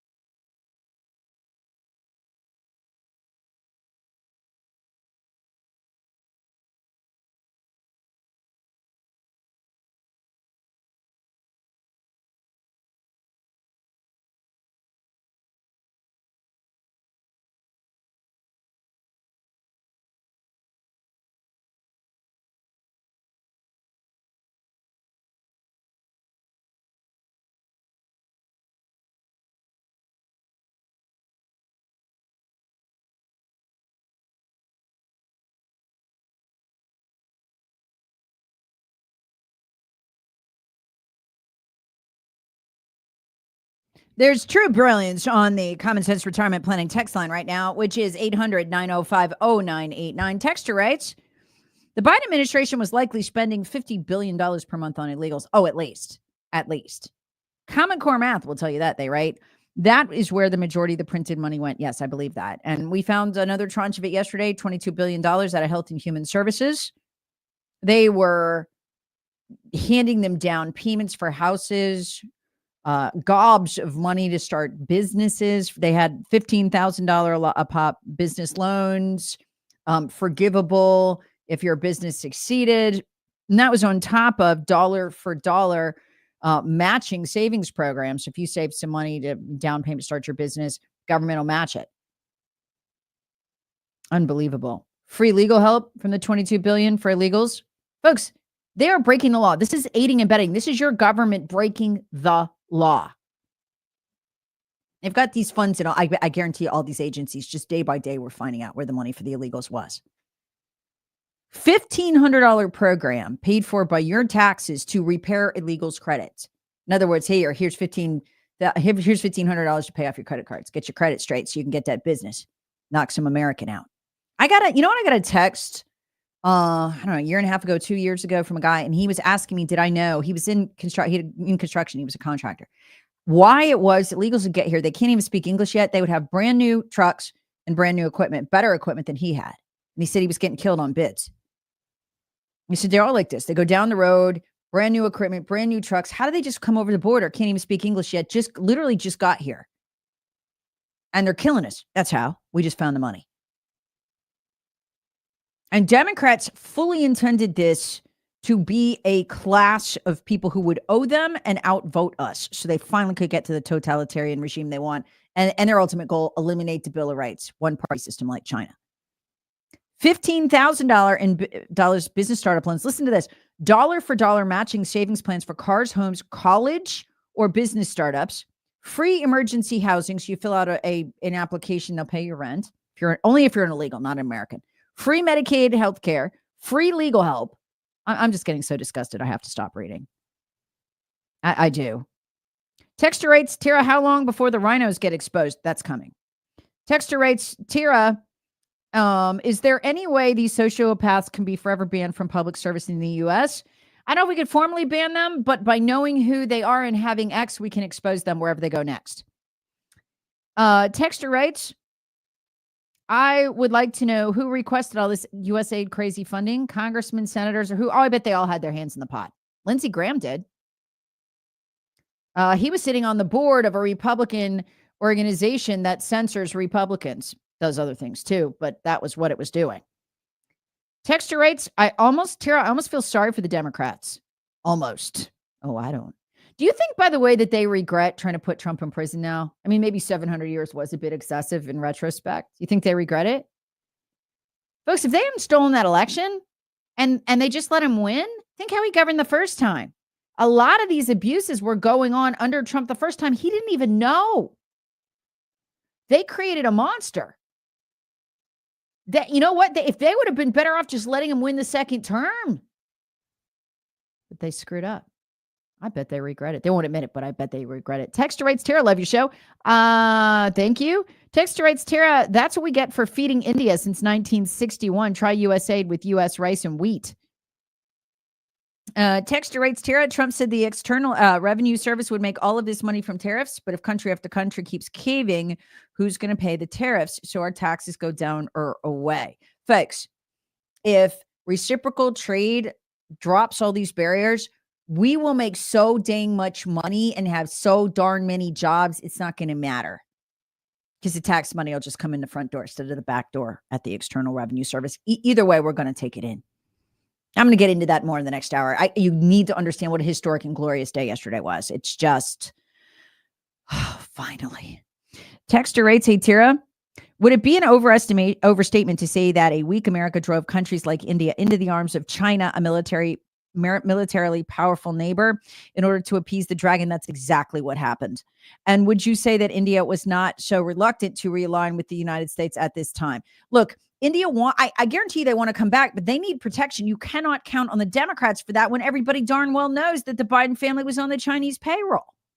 These things matter. They see these things. Texture rates, we pay crop subsidies to farmers and guarantee big agriculture a giant profit despite lower market prices.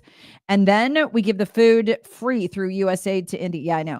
Texture rates, how about getting our congressman on the phone and have him, I'd say them, explain how he voted for all this wasteful spending? No luck getting Mace to call either, question mark.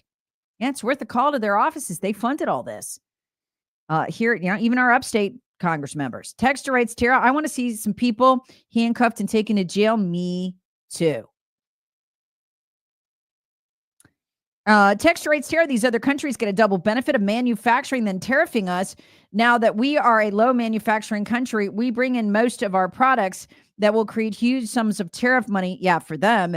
And how do we get the upper hand when they manufacture and tariff us? I'm going to get into some of that, and I have earlier in the show too, later on in the next hour. Texture rates. Did you see the clip of Maxine Waters complaining about Elon Musk? And she says the quiet part out loud. There's no telling what they have on ice. Yes, I played it earlier. And finally, texture rates, Tara. It's great to hear about all the fraud in these programs, but we need to know people's names. Hey. 3.5 weeks into this. Okay, folks. 3.5 weeks in. We're going to get all of it. All of it's coming. Just be patient.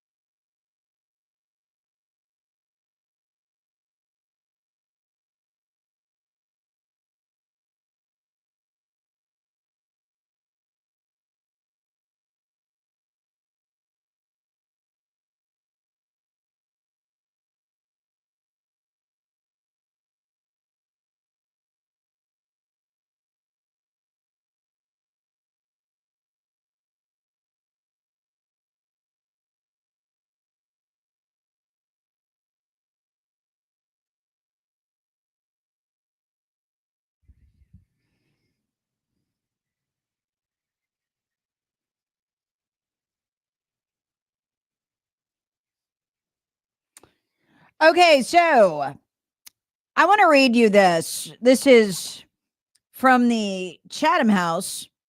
So this is one of these big globalist publications. They're reeling in shock.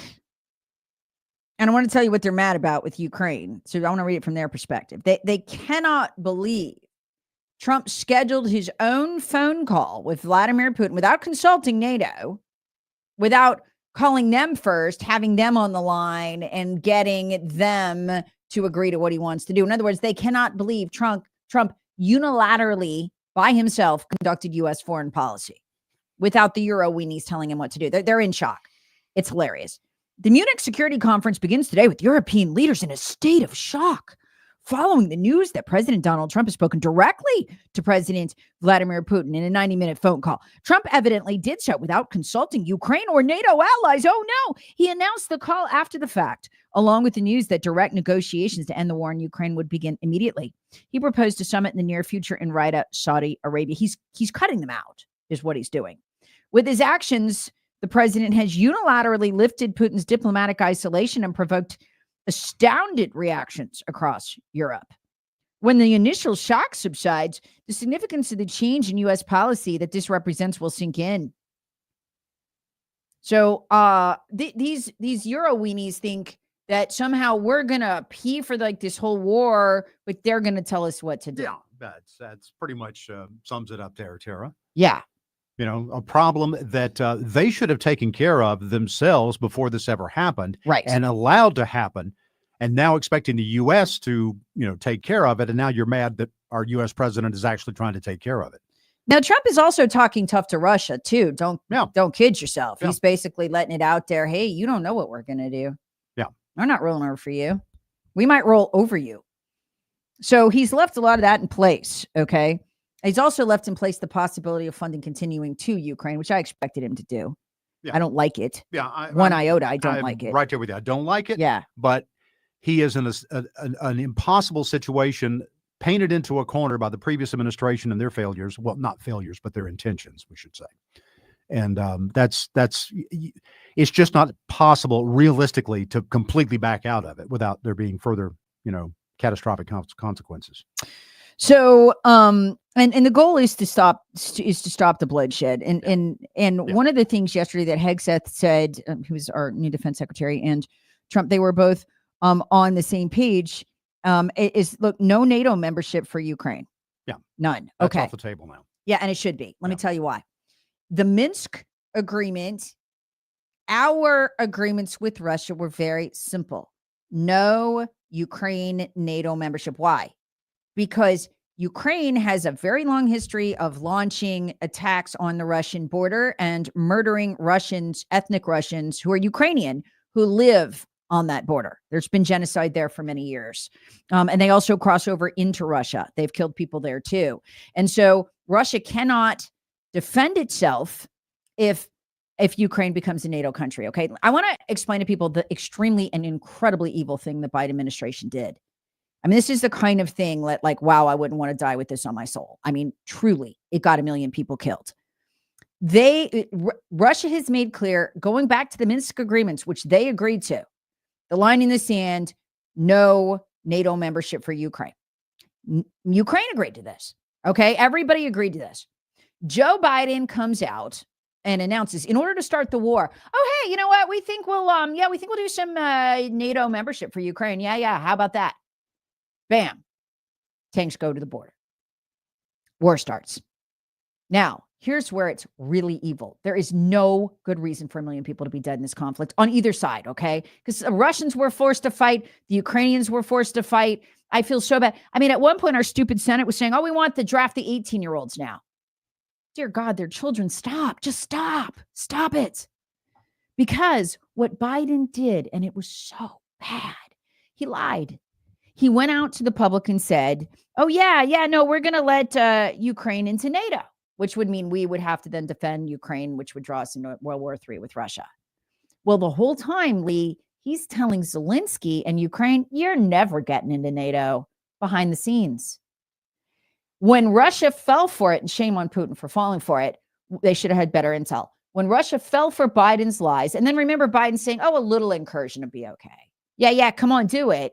Yeah, come on. Oh, by the way, we're letting him into Ukraine. Zelensky goes in the most jaw-dropping interview ever after the invasion has started and tells CNN, oh, the whole time the White House is telling us we were never getting into NATO, behind the scenes in secret, while telling the world and Russia that they were getting into NATO, violating the red line Putin has laid out about, in the Minsk agreement, but also not Putin, but Russia, but also at the same time, again, Ukraine agreed to that, to keep the peace in Russia. They signed it. They've got a treaty, everything. So in other words, Biden lied to Russia. We're letting him into NATO. And Putin said, look, I've been telling you, that's the red line. The tanks are going to go. They're going to roll. And Biden says, yeah, no, we're getting in. They tricked him. They never intended to let him in. So all of these liberals with their panties in a wad on CNN, oh, no, Pete Hegseth says they could never be in NATO. Lee, that is literally the position of the Biden administration. Their position. Except they lied to start this war. And I think it's so they can launder the money. I really do. I think they need the deaths and the bleeding as cover to look like a war so they can launder the money. I really think that's it. And Trump addressed this in how horrible it was to tell that awful, awful lie. I mean, again, 1 million kids are dead. A lot of them were really young. And some of them were, Russia is brutal. It's just been terrible to do this, to deliberately start the war. Here's Trump addressing some of the stupidity by Biden. It was more than stupidity. It was homicidal. It was pure, unadulterated evil to tell that lie. But here is, real quick, and then I'm going to get you to react to it. Here's Trump talking about it. It's President Biden's fault, not President Putin. He's the one. I think Biden is incompetent. And I think when he said that they could join NATO, I thought that was a very stupid thing to say. I thought when he said, well, it depends if it's a minor incursion. In other words, it's okay if Russia does a minor incursion. I thought that was a very foolish thing to say. So he's addressing that there. I thought it was just plumb evil. Yeah, well, they knew what they were doing. Yeah, I'm inclined to believe that too, because I do. I quite honestly believe that there are things that countries, diplomats, leaders say in public that are exactly the opposite of what is done behind the scenes. And I think there's much that is known by these leaders about what is going to happen and what's not going to happen, and it's different than the narrative that we are fed as the populace. Think about the betrayal this is to all of those dead Ukrainians, for Zelensky to know the whole time he was never getting into NATO and that would cause the war, and he kept his mouth shut. So you look at Zelensky, you look at Biden and the lies that they told to start this war.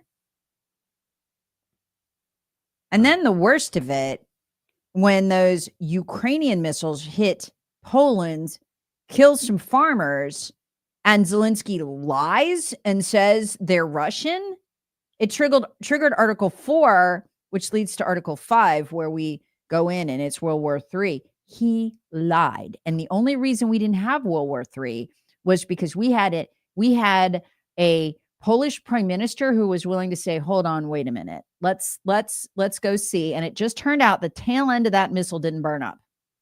And they can identify it was Ukrainian. So Zelensky did it again. He lied to try to start that war when he knew damn well those were his missiles. These are evil, evil people, folks. And any senator backing continuation of hostilities here, you got to ask some serious questions about. So Trump knows all this, Lee, but I got to tell you what, I don't want a single American boot on that soil. No. And I am sick and tired of my money going into that mess. We need to end this. This is going to be ended. I really believe this is fixing to come to an end here. I think it is too. I think things are moving in that direction. And honestly, I think this goes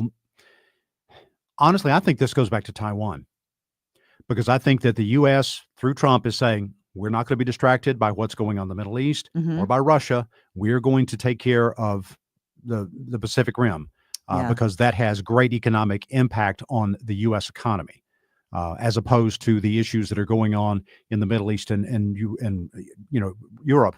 Those do not have as great an economic impact on the survivability of this economy. as does what's going on in Taiwan and the threat that China is in that area. And if we are not distracted and sending munitions and money and other things to the European conflict there or to the Middle East, we are better prepared to handle the China threat. So I think that's what all this is about. Trump knows too, just his background, the faster he can end this conflict, get those sanctions off Russia, that oil will pour back on the world's market. And guess what's going to happen? Yes, at the gas pump for me and you. And ruining the Russian economy. Yes. So it's all win-win for us. There's very much an economic need for us to do this. So I'm hoping Trump can get out of this cheaply and end it and stop the dying. Because there has never been a stupider reason for a million people, either side, Ukrainian or Russian, to be dead. And then, you know what I want to do? I want a real fight with Russia, the kind we need to have that will make the world better. And that is an economic fight. That's the fight I want. I want that fight. And hopefully we can have it soon.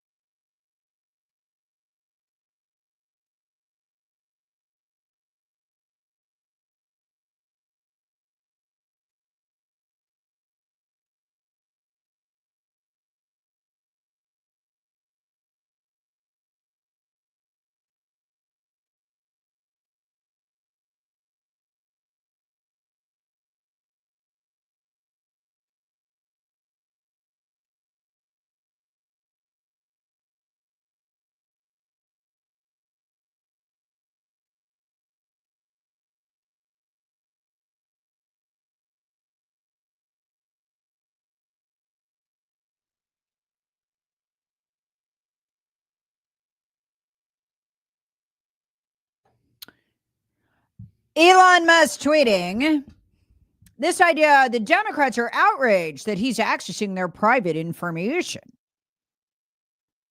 Oh, you mean like the FBI has done an average of 1 million times a year? Every one of them a felony? You mean like that? Because you're supposed to go to the FISA court to get permission to unmask Americans. You mean like that? Because despite that, you guys all keep voting to re-up 702 authority, which gives them access to the computer. And then every year, FISA, by law, has to compile how many times the FBI breaks the law with illegal, unauthorized searches. And by the way, it's not just the FBI. It's mainly the FBI, but it's also contractors who have classified clearances. It's people inside the Department of Homeland Security. Folks, you want to know how it was? Remember, Kevin McCarthy was supposed to be speaker, but he had to bow out of the race as Republican Kevin McCarthy because he was having an affair with a Republican congresswoman. And that information leaked out of the Department of Homeland Security. Why? Because they just got online on the NSA database and looked it up. It was never supposed to be used that way. Where were these Democrats then? They finally got it under 1 million felonies this past year. I think it was 500,000-600,000 illegal searches. Folks, it was so bad. Wired magazine was documenting how these FBI agents, when they want to go like hook up, they're backgrounding the people they're hooking up with and dating on the NSA database. It's a freaking felony. Hillary Clinton's attorney, who later became the DNC attorney, had a special computer set up inside the FBI so he could walk into the building and do his political research. Those people are upset because Elon Musk has access to the system? What a bunch of hypocrites. The party who, under Barack Obama, illegally surveilled Trump, because remember, it started in 2016. He didn't take office till 2017. Those people. The party whose hacks lied to the FISA court across 5 separate FISA warrants, made up Russia collusion hoax invest. By the way, some of that came out of USAID. It was funded by them. We're finding that out overnight. So in other words, they needed fake reasons to lie to the FISA court, to perjure themselves before it at a felony level in order to illegally get the ability to spy on Trump. Those people are mad that Elon Musk accessed the system when, as he writes, I've had a top secret clearance for many years and have clearances that themselves are classified. That said, he said, far too much information is made classified. If something is easily found online or patently obvious, it should not be classified. This impedes effective communication within the government. Okay, listen to the Democrats just flat out lie here in an attempt to hide their crimes. Here we go. This is from the hearing. This? Oh, wait. So this one is, that's the wrong one, actually. You know what? I'll hit that in a minute. Coming up, I want you to hear this epic rant from Peter Navarro. Do not miss what happened yesterday. Don't miss what happened yesterday. Reciprocal trade tariffs for the first time. America is going to be allowed to not be robbed blind by our trading partners, to be on equal footing. We've never even experienced that as a country. We don't know what that would look like economically. Let me tell you, it's going to be a boom. Here's what Trump's doing. And this is just kind of the intro to it. He announced it standing next to Modi, who quite frankly has betrayed our friendship with the way that he has treated us in terms of his partnership with Russia and BRICS. I mean, this guy, I'm still not over India.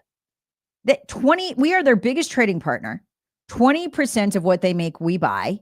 It's 3% for China. And yet he had the absolute unmitigated audacity to stand next to China in that BRICS press conference, talking about ruining our currency, incentivizing others not to trade in it, and putting out their own to compete with it. And then he slaps tariffs on us, and never a word from the Biden administration. They were cool with it all. They're like, yeah, we hate America too. You go. Well, now we've got a president who actually likes America. And this is what you get. I have decided, for purposes of fairness, that I will charge a reciprocal tariff, meaning whatever countries charge the United States of America, we will charge them. No more, no less. In other words, They charge us a tax or tariff, and we charge them the exact same tax or tariff. And I'll tell you what, I think really reciprocal tariffs, those two words, reciprocal makes tariffs really fair.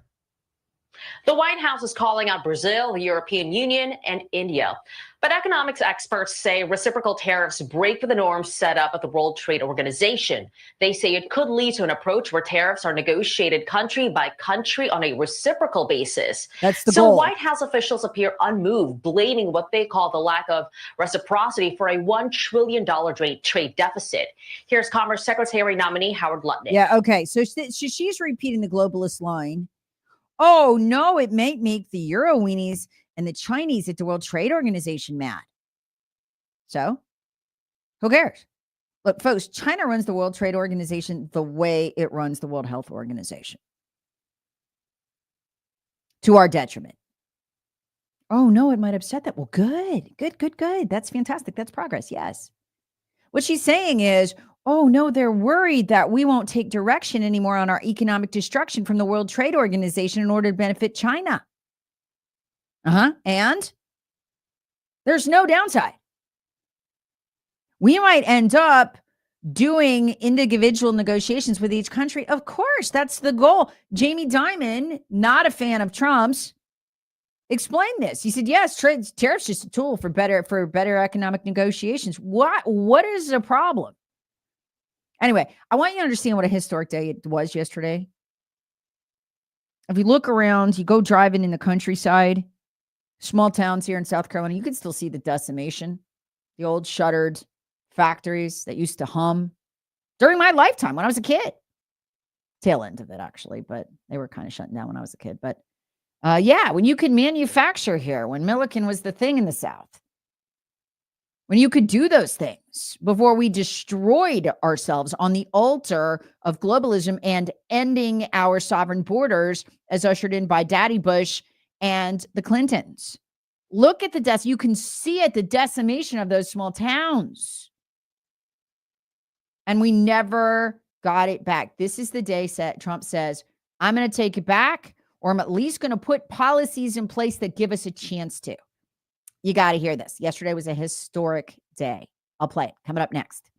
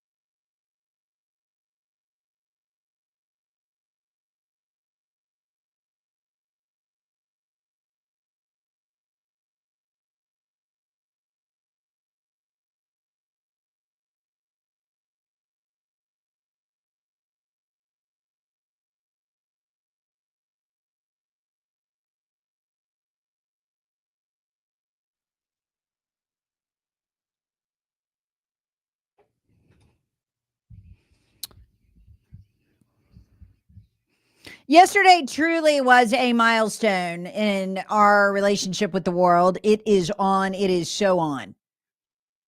Folks, what started to happen in Washington was this mentality among the swampers, many of whom, remember John Ratcliffe, Director of National Intelligence? He went in there and he sees all the intelligence for the whole country. Now he's the head of the CIA under Trump. But under Trump last time, he said, I went in there and I was alarmed at what I found. And he says, and he wrote an article about it for the Wall Street Journal. And he said, listen, you would be shocked how many people in Washington and on Wall Street are owned by China. They've either got compromise on them and, they don't have to bribe them, or they bribe them. They've got the deal that Hunter Biden has, in other words. And they don't act in America's interest. And he said, I was so alarmed by this. I wrote an article for the Wall Street Journal. I went and testified before Congress. Nothing was ever done. So a lot of these key decision makers are on the side of China and have been for a long time. There's also this mentality, particularly on the left, but somewhat in the Republican Party of, well, it's just unseemly for America to advocate for its interest. I mean, we have the biggest economy on earth, and it's just not fair. I mean, I'd almost look colonialist if we don't let them eat us alive.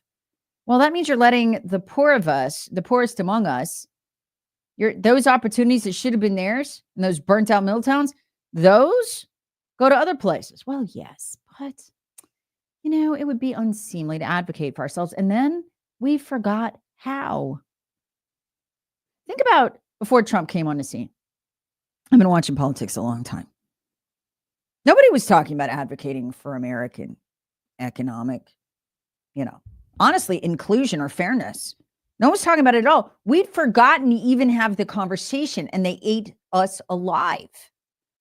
This is why Modi thinks he can stand on the stage next to Vladimir Putin and Xi Jinping, who he sells 3% of his exports to, and declare war on our dollar. We buy 20% from them of their exports. Are you out of your mind? Well, no.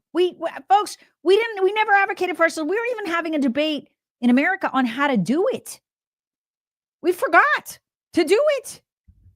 Not anymore. That changed when Trump came on the scene, but it also changed yesterday. And that's what made yesterday such a historic day. Trump declaring reciprocity. Whatever you do to us, we'll do to you. And he flat out says it to Modi's face. You haven't treated us fairly. He's standing there next to the Indian prime minister. You haven't treated us fairly. We're not putting up with it anymore. And he said, I don't even care what you do anymore. He actually said that. I don't care. Whatever you do, we're going to do back to you. 10 feet away from him. It was glorious. It was exactly the example the world needed to see, and all the other leaders. Here's Peter Navarro, Trump's chief trade advisor, on what a historic day it was yesterday on Jesse Waters last night. Take a listen. The president made history. This is the day that the complete restructuring of the international trading system began with the fair and reciprocal plan. It's really simple. The rest of the world cheats us. They steal our jobs. They steal our factories. They damage our defense industrial base and ultimately steal our national security. President today said, no more. And if you would indulge me, I want to tell you a little story about the problem we face. You take Europe, right?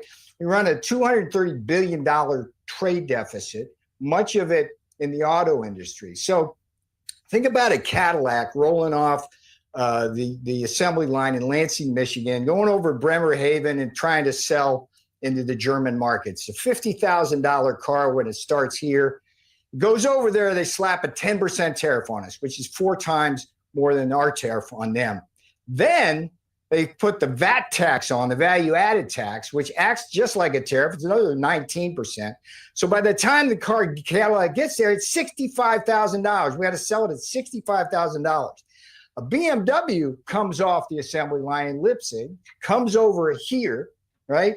We slap a modest 2.5% tariff on. That's about $1,000. So it's up to $51,000. But then the German government rebates their 19% VAT tax, and they're able to sell that BMW for $42,000 versus $65,000 Cadillac. Now, that differential explains why Germany sells us 8 times more cars than we sell them.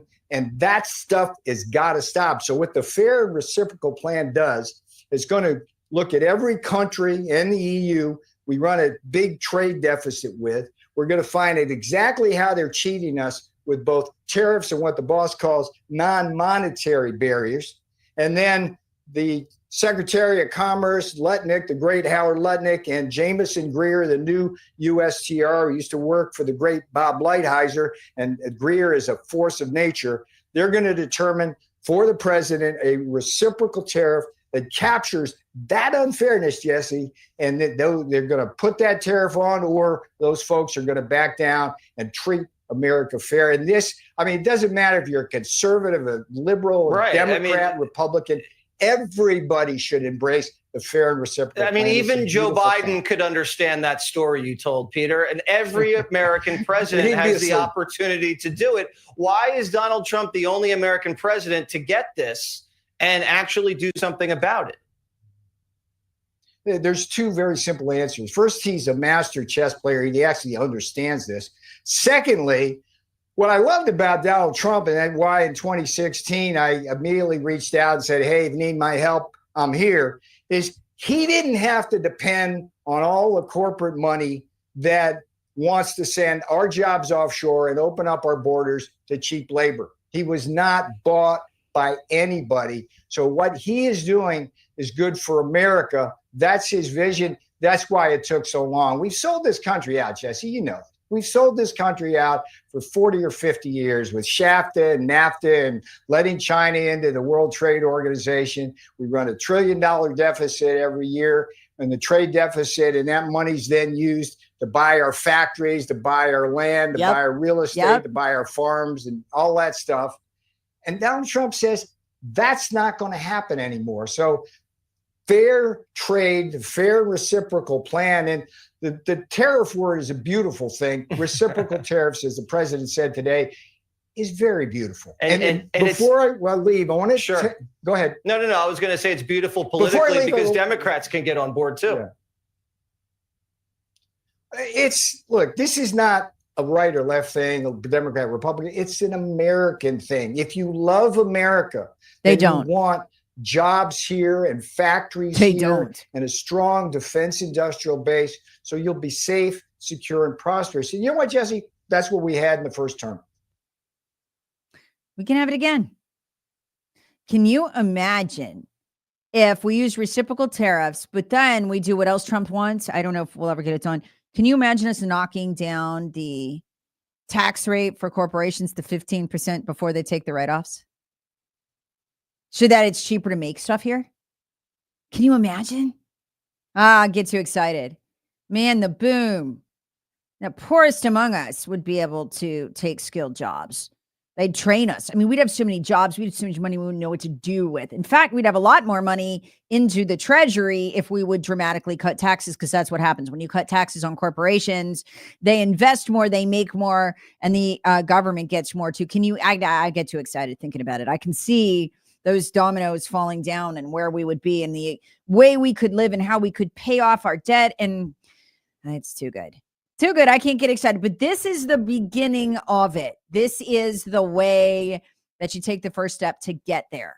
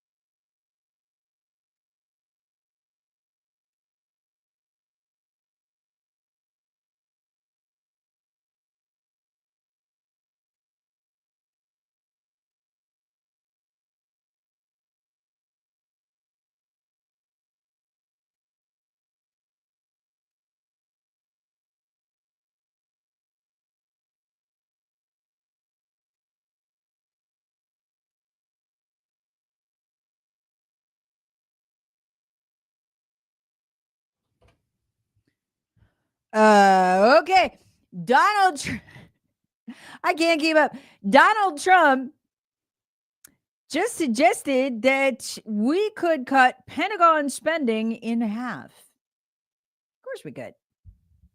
The fraud and waste in there is going to be horrendous.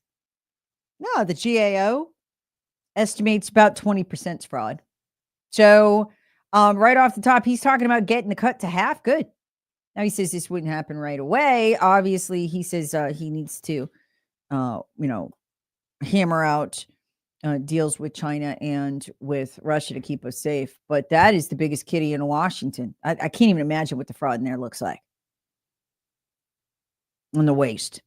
It failed their last 7 audits, just to give you some idea. We do not need to spend the money that we do to stay safe. We really don't. So I'm glad he's putting it all on the table. He's got to. We cannot continue our way to $50 trillion, folks. People cannot handle a 29% increase in food every 5 years. Really, 4. This is not a sustainable path forward for anybody really but the illegal immigrants. Folks, I think that's the best thing that happened this week. I've been telling you that there's funds hidden all over the place that's propping up these illegals. And the mainstream media is screaming bloody murder. Trump's not deporting fast enough. Trump's not. Biden deported faster. No, he didn't. Now, they're counting the numbers Biden turned back at the border. And they were a small percentage, okay? Trump is hunting the worst of the worst. If he wanted to just pick up every legal immigrant at every construction site, that he could do way beyond the Biden numbers. He is starting with the terrorists, affiliated with terrorism, those affiliated with international crime, those who have committed crimes here and have deportation orders. In other words, the most dangerous. And they know that he's hunting them and they're on the run. It's harder. That's why the numbers are lower. But folks, you're going to see something, okay? As we find these funds, we found some hotel money this week. We just found the $22 billion fund inside Health and Human Services. We were paying for their health care. We were paying their rent. We were handing them cash for cars, cash to start businesses. All of that ends. That money goes away. I'm telling you, we don't have to pick them up. They will deport themselves. We have to find the Democrats' kitty in every single one of these agencies. And I'm telling you, it's in every one. We found it in FEMA now and Health and Human Services. They will deport themselves. Folks, they're not helpless. Don't kid yourself. They want you to think they are. They'll take out a credit card. Since we already paid, by the way, to clean up their credit, $1,500 a pop for illegals out of Health and Human Services. Can you imagine? We handed them $1,500 to clean up their credit cards, which is good. So they'll be able to take out the money for, the trip home and go ahead and go. I'm telling you, we're going to find more and more and more of these now. And that is why they are screaming. We are sending what they hoped would be their future voters home.